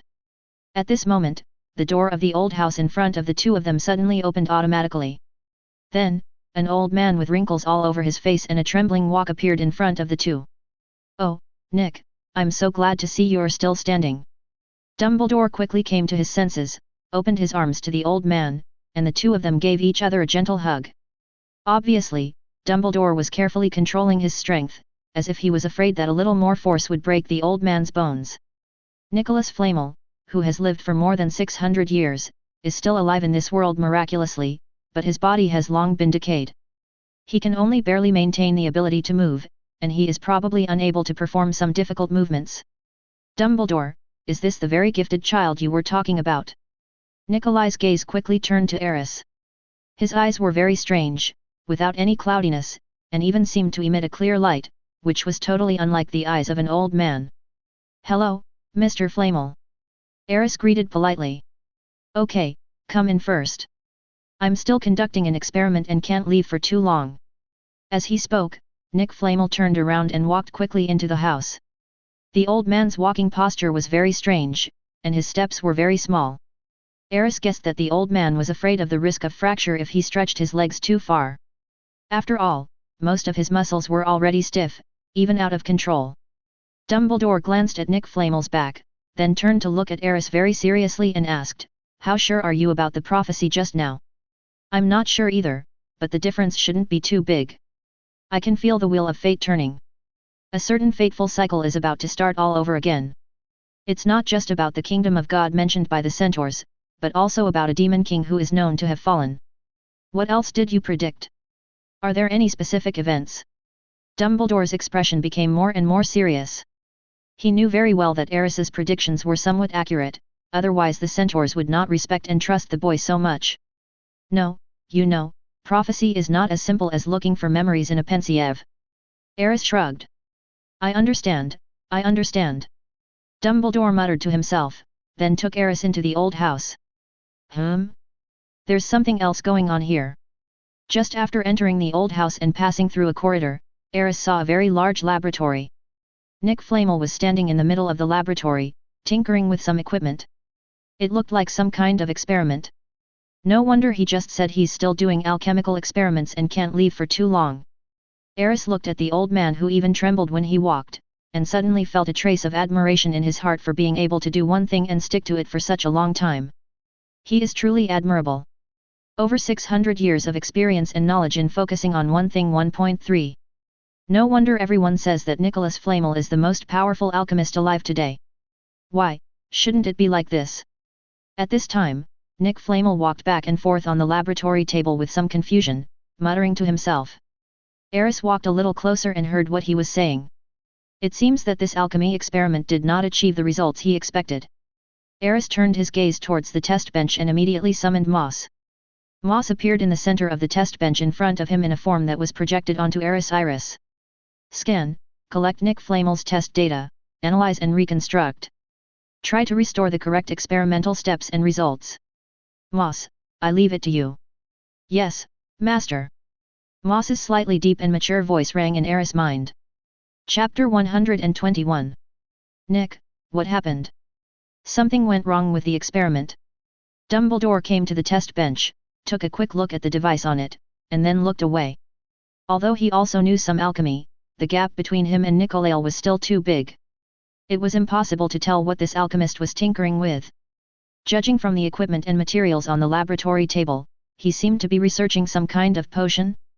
It's very strange. All the steps should be fine, but this dose of rejuvenation water was not successfully made. It seems that a key step is missing. What went wrong? This shouldn't be the case. Nick Flamel seemed to be answering Dumbledore's question, but also seemed to be talking to himself. At this time, Reese also walked to the test bench. Dumbledore glanced at him and asked, "Why, do you see any problem?"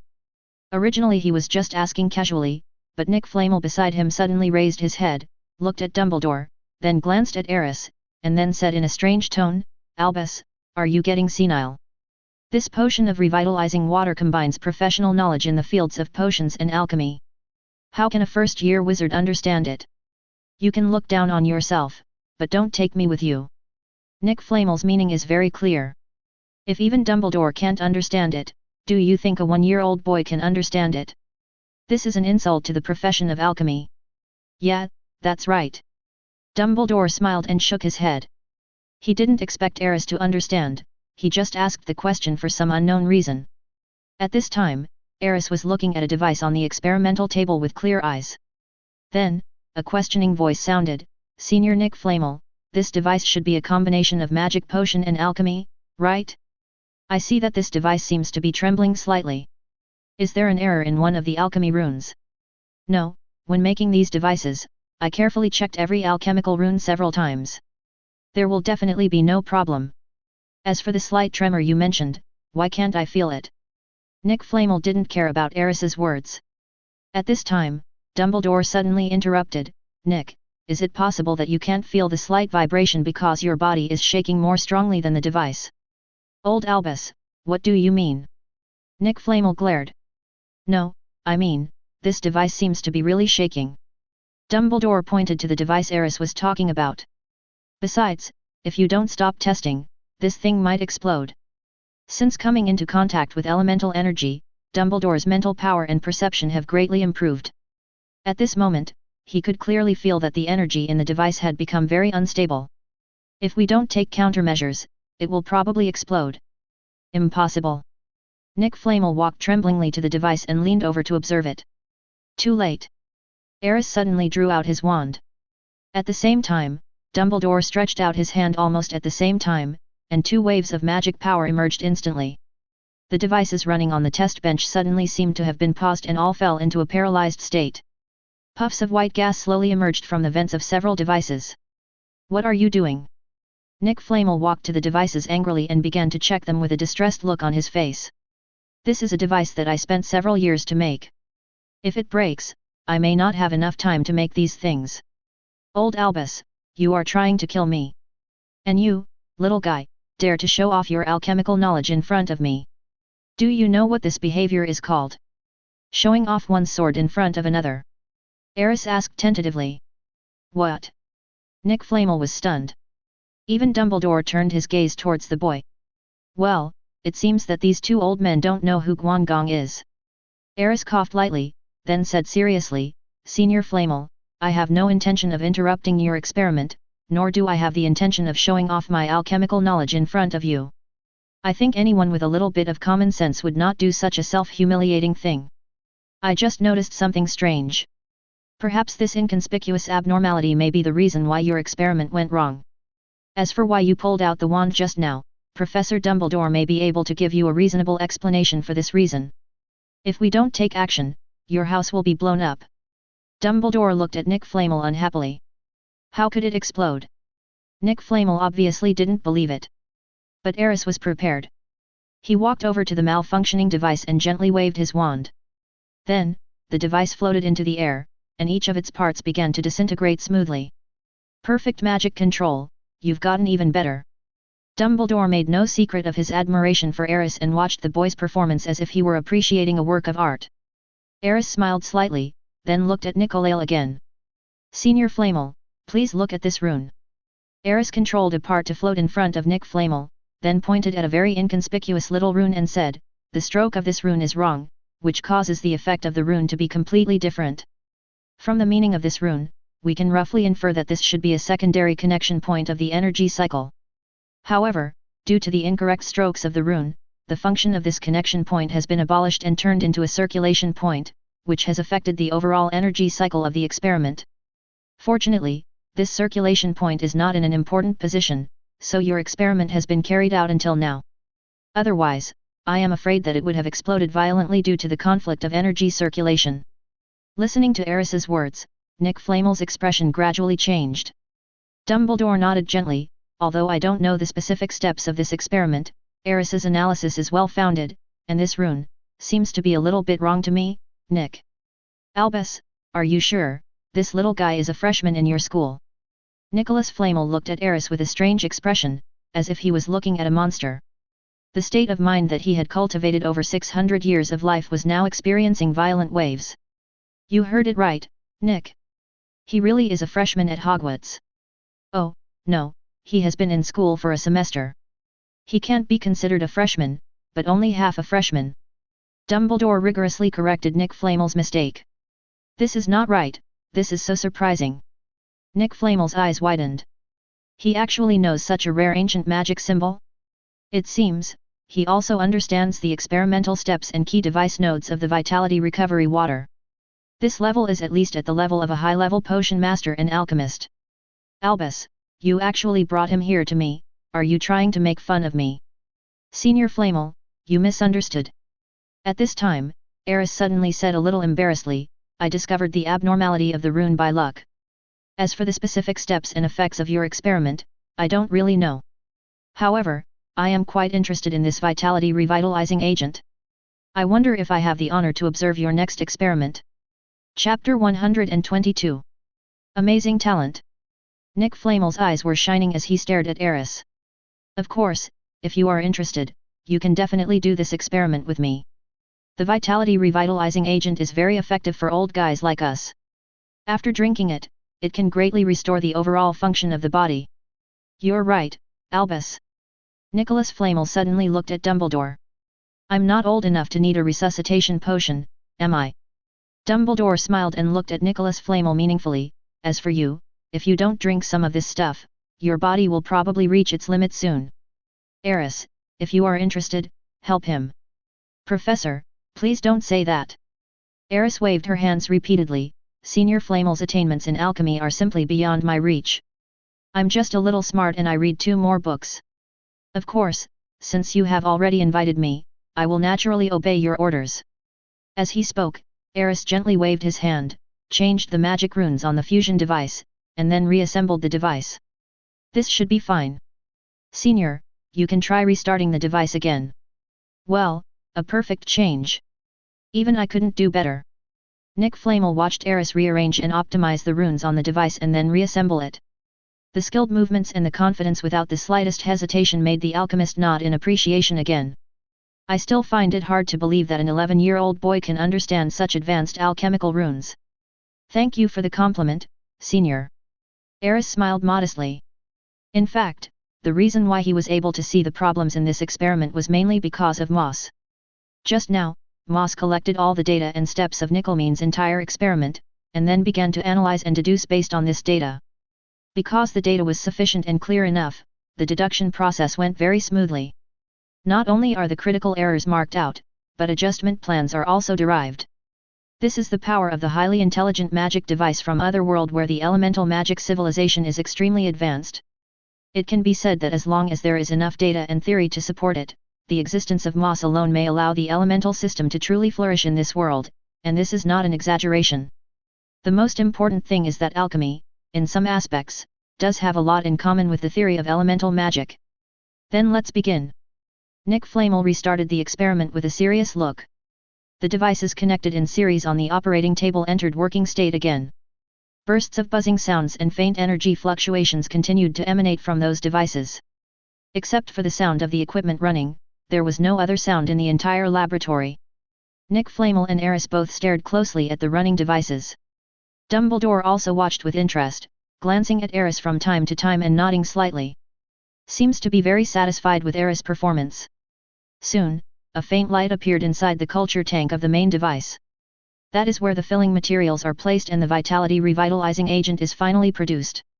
If this experiment is successful, in the future, as long as there are enough materials, Nicolae can use this set of experimental equipment to mass-produce this precious medicine. A potion that can restore body functions. This is a good thing that countless elderly wizards are probably vying for. In some ways, this is actually equivalent to a magic drug for delaying aging. The device is operating normally. Aris said softly. There is no problem with the material ratio. The energy cycle has entered a stable phase, which should mean success. As his voice rang out, the device on the operating table began to vibrate slightly. The magical energy decomposes the materials in the culture tank bit by bit, and then in a specific way, through the magic rendering of alchemical magic words, and through the method of refining magic potions, the dots catalyze the production of a light green liquid. Half an hour later, the energy cycle of a series of devices entered the final catalytic stage.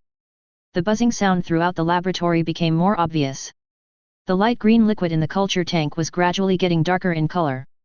The finished product of the vitality revitalizing agent is about to be released. It's done. Accompanied by the three people exclaiming in unison. All the devices on the operating table began to buzz at the same time. Subsequently, the energy circulating within the device gradually weakened and eventually dissipated completely. At the same time, the liquid in the culture tank also completely turned into a dark green color. Aris could even feel the rich breath of life constantly coming out of the culture tank. It's in pretty good condition, should be enough for 2 bottles. Nick Flamel waved his wand quickly, and the culture tank slowly opened. 2 small balls of dark green liquid floated out and accurately entered 2 small bottles. Nick Flamel grabbed one of the bottles and drank it in one gulp. Another bottle floated in front of Aris. This is for me. Aris asked in surprise when he saw Nick Flamel's gesture. The success of this experiment is thanks to your timely discovery of the problem and your provision of a solution. This is what you deserve. Nick Flamel said affirmatively, and then glanced at Dumbledore again. Albus just said he doesn't need this thing. After drinking the resuscitation potion, Nick Flamel's body became noticeably more energetic. The originally wrinkled skin actually looks a lot more rosy. This is a living fossil body that has lived for more than 600 years. The energy of the resuscitation potion could actually bring such a withered body back to life. It was incredible. At this moment, Aris was truly in awe of Nick Flamel's abilities. If it weren't for the information provided by Nick Flamel's previous long-term research, Moss would never have been able to come up with the optimal solution for the experiment. In other words, it seemed that Aris helped Nicolae. But in fact, he just relied on Moss to do some analysis and summary. Take it. As long as you have this device, Nick can make as many potions as he wants. Dumbledore nodded slightly to Aris, and added, maybe you can use it in the future. Dumbledore looked at Aris meaningfully, as if he had thought of something. Wang Lihao, the guy who escaped from Ermengarde has probably recovered a lot, right? That guy will definitely come looking for the boy in front of him. I just hope that things don't develop in the worst direction. Dumbledore sighed quietly inwardly. I don't think I need this thing anymore. Aris didn't know that Grindelwald had escaped from the Ermengarde Tower, and shook her head in amusement. Although this thing can prolong life, it is most effective for the elderly. If Aris drinks it now, I'm afraid it won't have any effect. He is young and very active. For him, this medicine is probably just as effective as drinking water. However, if this thing can really be mass-produced, it will be a huge business opportunity. Maybe, talk to Nick Flamel about collaborating? With the Shafik family's business network, they can definitely make the entire wizarding world crazy about the resuscitation agent in the shortest possible time. Chapter 123. Nick, I leave Aris to you. Dumbledore was soon ready to leave. Ever since he heard Aris's prophecy about the return of the devil, he seemed to be a little absent-minded. "Don't worry, you've done a good thing this time." Nick Flamel glanced at Aris with satisfaction in his eyes. Having lived for more than 600 years, Nicholas Flamel also taught many students. But this was not the first time he had met someone with such extraordinary talent as Aris. Even now, he is already in his twilight years, especially after losing the Philosopher's Stone and no longer being able to obtain the power of immortality. But when faced with a good talent like Aris, he was still moved. Perhaps, this boy can really inherit all his knowledge and pass on all his research results.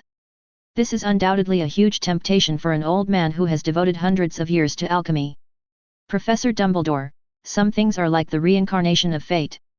All we can do is to let this reincarnation happen again. Too much interference will make things worse. You don't need to worry too much. Aris couldn't help but remind him. He knew that Dumbledore would definitely understand what this meant. Don't interfere. Dumbledore frowned. Is this also a warning from the prophecy? I think it's 670. Aris nodded. What he was worried about now was that Dumbledore would do something unnecessary and complicate things. According to the original plot, he simply placed the Philosopher's Stone into the mirror of Aris using a special method, and then created some conditions for Harry and others. In the end, Voldemort and Quirrell were both killed directly by the plot. This result is undoubtedly the best. Not only can it train Harry and the others, but it can also safely and painlessly stop Voldemort's first resuscitation plan. I see. Dumbledore thought about it, then a smile appeared on his face. In the next few days, Aris stayed in Nick Flamel's laboratory, only occasionally taking time out to go back to the castle to check on the progress of Hermione and others' studies, and to guide them on the latest problems they encountered. What made him feel gratified was that, except for Luna, the others had successfully released their first fireball or whirlwind. Even Luna, after several days of comprehending the elemental energy, was now able to initially guide the energy. At this rate, Luna might be able to truly learn her first elemental magic before the new semester begins. Aris was also amazed at the girl's talent, Daff J. Later, he figured it out. The reason why Luna learns so quickly is probably due to her personality. Elemental energy has a peculiar property: the more pure a person's mind is, the higher the degree of compatibility with elemental energy, and vice versa. And this is basically Luna's biggest advantage. The 6th day of vacation. Aris had just walked out of Nick Flamel's safe house and was about to apparate. A figure suddenly appeared on the street opposite him. BB. Aris's expression became serious, and then his whole body froze. The man's face was pale, his silver-white hair just reached his shoulders, and was a little messy and draped behind his head. His face was weathered, with obvious wrinkles, and his body looked like he had been malnourished for a long time. He looked very thin, with slightly sunken eye sockets. But those eyes made Aris recognize the identity of the person instantly. Silver-white eyes open up the field of vision. B. Gellert Grindelwald. He once left a legendary record in the wizarding world, a true demon king who was several levels higher than Voldemort. At this moment, Aris felt that every cell in his body was restless. In just a moment, Aris seemed to feel some kind of revelation and automatically opened his vision. At this moment, the whole world seemed to disappear. The power of the two perspectives is linked together, opening up a completely independent spiritual world. However, Aris and Grindelwald's bodies were still standing quietly on both sides of the street, staring at each other. "Child, you should know that I have been looking for you for a long time." An old voice came from the fog ahead. Aris moved his mind, and the fog that shrouded this spiritual world quickly retreated into the distance like a tide until it completely dissipated. "You actually possess such a strong spiritual power. You are indeed worthy of being the chosen one in the prophecy." Grindelwald's figure was completely exposed in front of Aris. The pale old man was smiling at the moment and looked very harmless, but his innate temperament could not be hidden at all. No matter where he went, he was the focus of the crowd. "Grindelwald? Hello." Aris nodded calmly to the old man. "You're not afraid of me?" Grindelwald was obviously surprised. "Why should I be afraid?" Aris smiled. "In my opinion, he is just an elderly elder." "Elders?" Grindelwald was stunned for a moment, then shook his head with some emotion. "It seems that no one has ever called me this before, but I am very satisfied with your performance." "I don't understand, why are you looking for me?"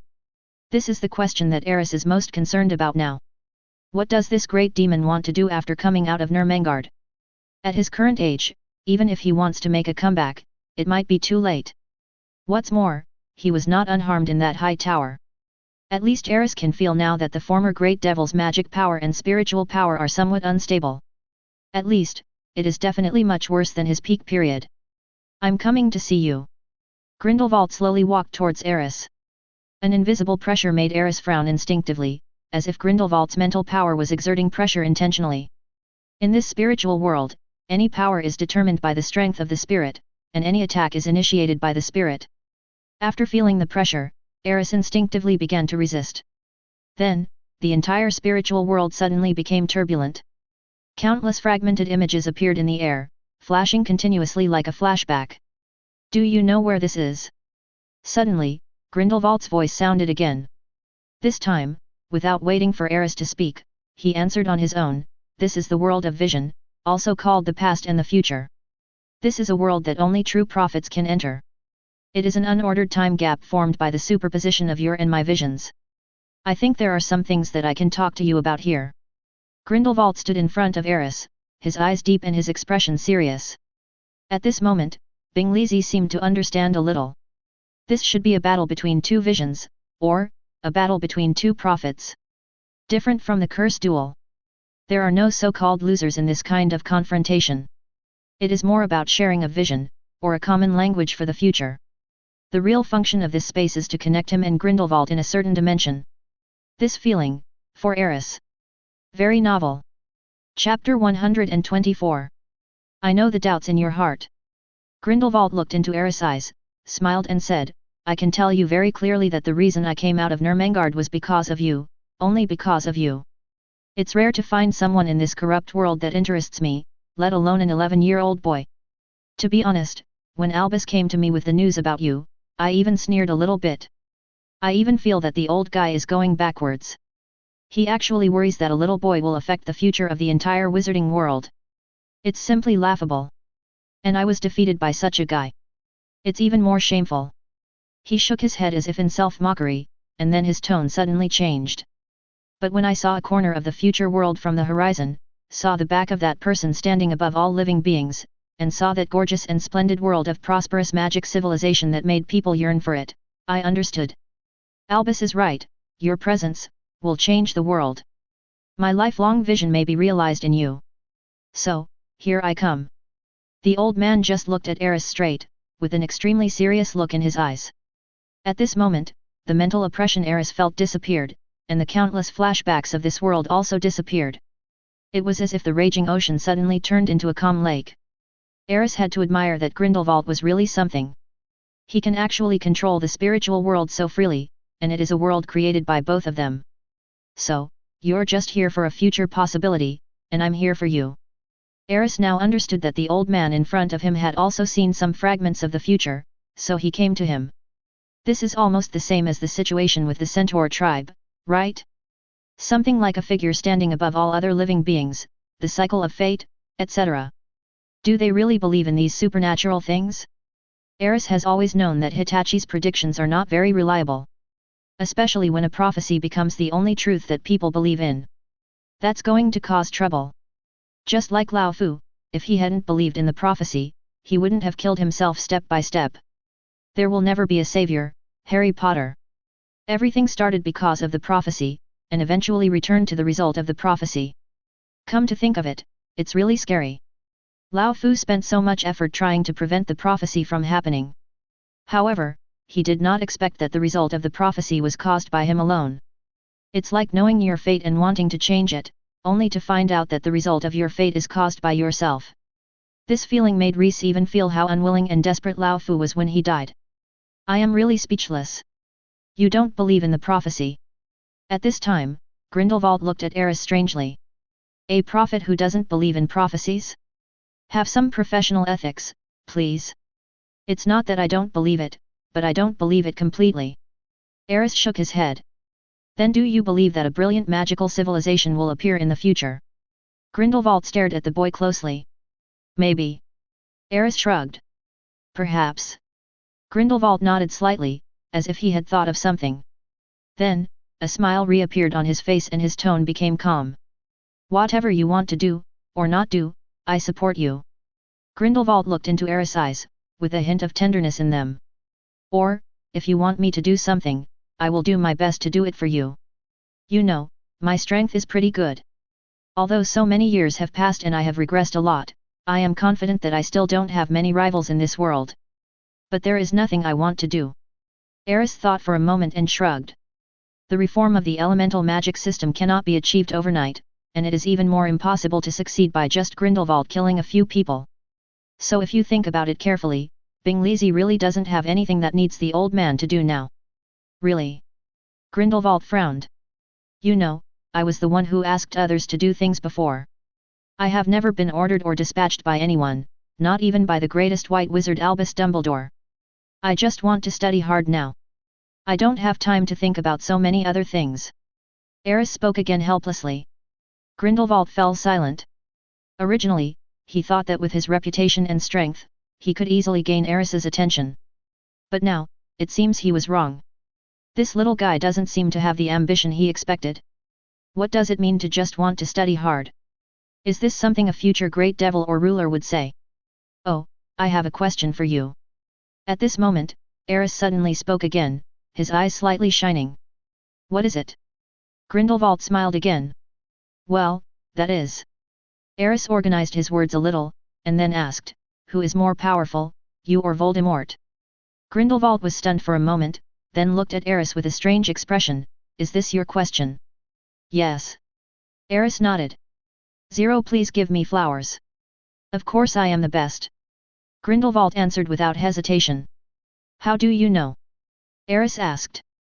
What can a madman who only knows how to kill people accomplish? Grindelwald raised his head proudly. So, how can you prove that you are better? Aris asked again. This. Grindelwald paused, then frowned.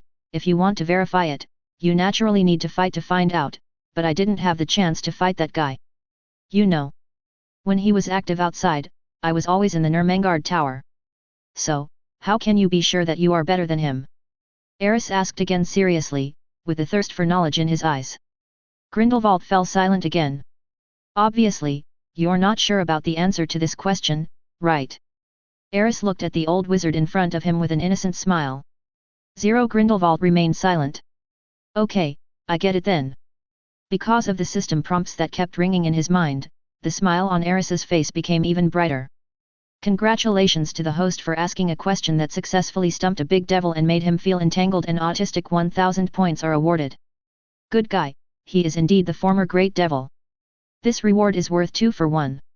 This wave of blood profit. Aris thought about it and instantly returned to the real world. He looked at Grindelwald's figure across the street, thought about it, and finally walked over. Here, this is a bottle of vitality potion. It should be good for your body after drinking it. Aris handed the alchemy potion given to him by McGonagall to Grindelwald, and explained, this thing is precious, don't waste it. If there's nothing else, I'll leave first. Having said that, Aris turned and left without waiting for Grindelwald to refuse. To be honest, Aris quite admires Grindelwald. It's just that the way he did things was a bit too arrogant and extreme. Otherwise, the world wouldn't be what it is now. This is an ambitious man, but also a very charismatic person. Since he came to him and offered to help him, Bingley certainly wouldn't feel bad about giving him a bottle of resuscitation potion. Anyway, he can ask Nick Flamel to help him make as much of this stuff as he wants.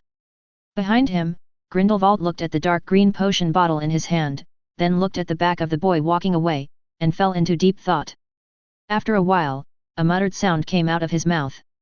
Maybe, if I have a chance, I can fight with that guy, so that I can answer his question. After saying this, he unscrewed the bottle of resuscitation potion and drank it in one gulp. He wasn't even worried that Aris would cheat his factory. Chapter 125. Crackling. Aris' figure appeared in front of the gate of Shafik Castle with a crisp sound. He rubbed his dizzy forehead and couldn't help muttering. Although this apparition looks cool, the distance of teleportation is still too short. It took more than a dozen times of apparition to get from Nicolal's residence in Paris, France to England and back. After all this journey, even Aris, who was already very skilled at apparition, felt dizzy and as tired as if he had been sitting on a train for dozens of hours. It was really too much torture. It seems that we still need to set up the teleportation magic circle quickly. Thinking of this, he raised his head and looked towards the castle in front of him. In fact, during this period of time, in addition to studying alchemy, he also did not slack off in his research on magic circles. The magic circles in Merlin's manual were relatively basic, and they had actually been almost cracked under Moss's deduction. The most critical one was the 957. Those magic circles were far from enough for Aris. In the peak period of the elemental magic world, the use of magic to fight magic was almost as important as the core technology of the modern world. Is a magic world without magic circles still a magic world? Therefore, he made up his mind to concentrate on making the elemental magic circle shine again in this world. And now, what he wanted to accomplish most was the teleportation magic circle. Rushing on the road is really too troublesome, too tiring, and a waste of time. In front, the castle gate slowly opened, as if recognizing the return of its owner. Then a pretty and charming girl appeared not far away. Swalia walked towards Aris immediately and handed him a fragrant towel. "Master, you must have had a hard journey. I have prepared lunch for you. Do you want to eat now? Have Luna and the others eaten?" Aris asked casually. "Not yet."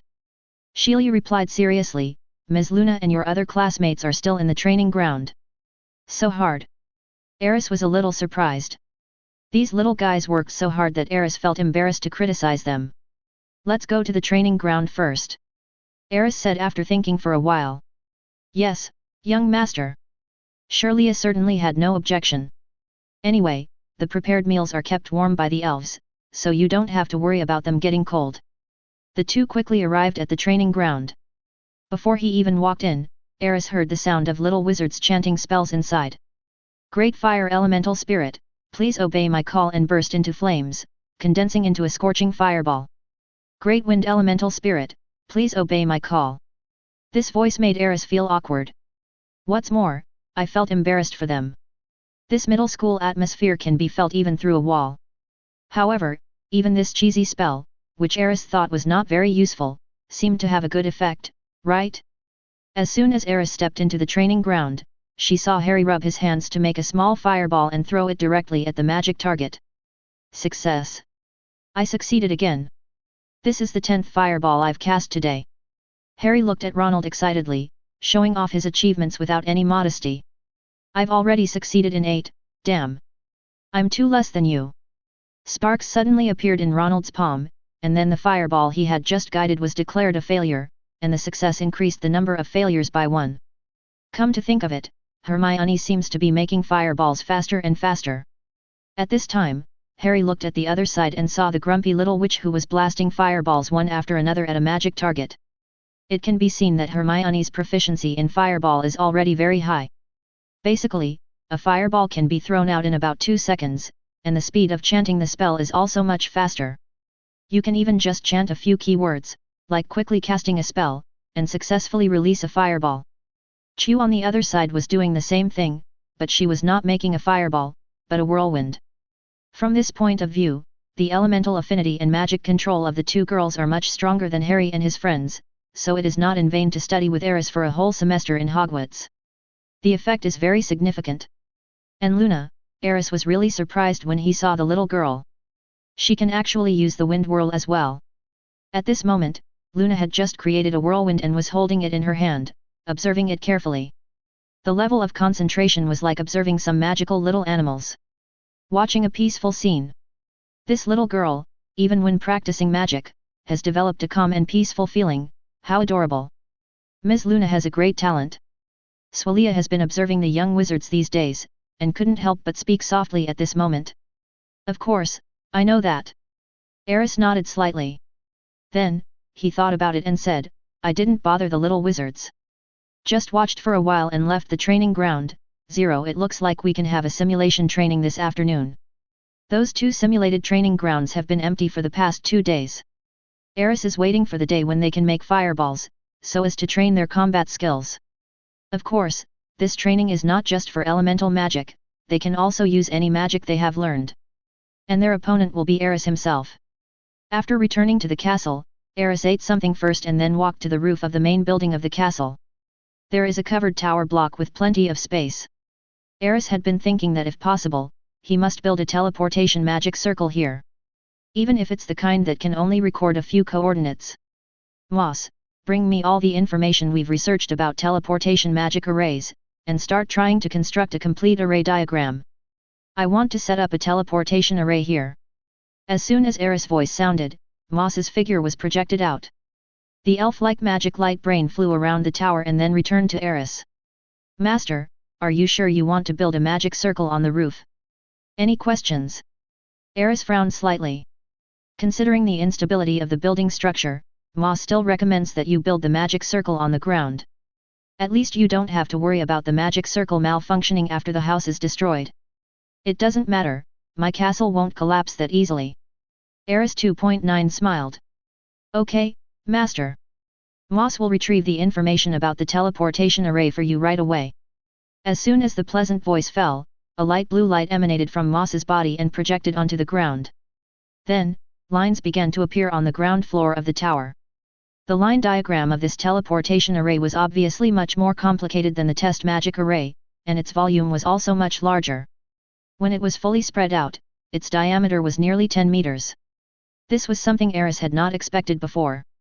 Fortunately, there is enough space here. It will not affect the depiction of the magic circle. With the help of Moss, Reese began to carve carefully on the ground. Use magic to carve out complex lines, and then use magic crystals to connect them in series to form magic circulation nodes. As time went by, a gorgeous and mysterious magic circle was soon outlined. If you enjoyed this video, please give it a like and subscribe to the channel so you are notified of future uploads. You can find the next parts in the playlist visible on the screen or on my channel. Thank you for watching, and I'll see you in the next one.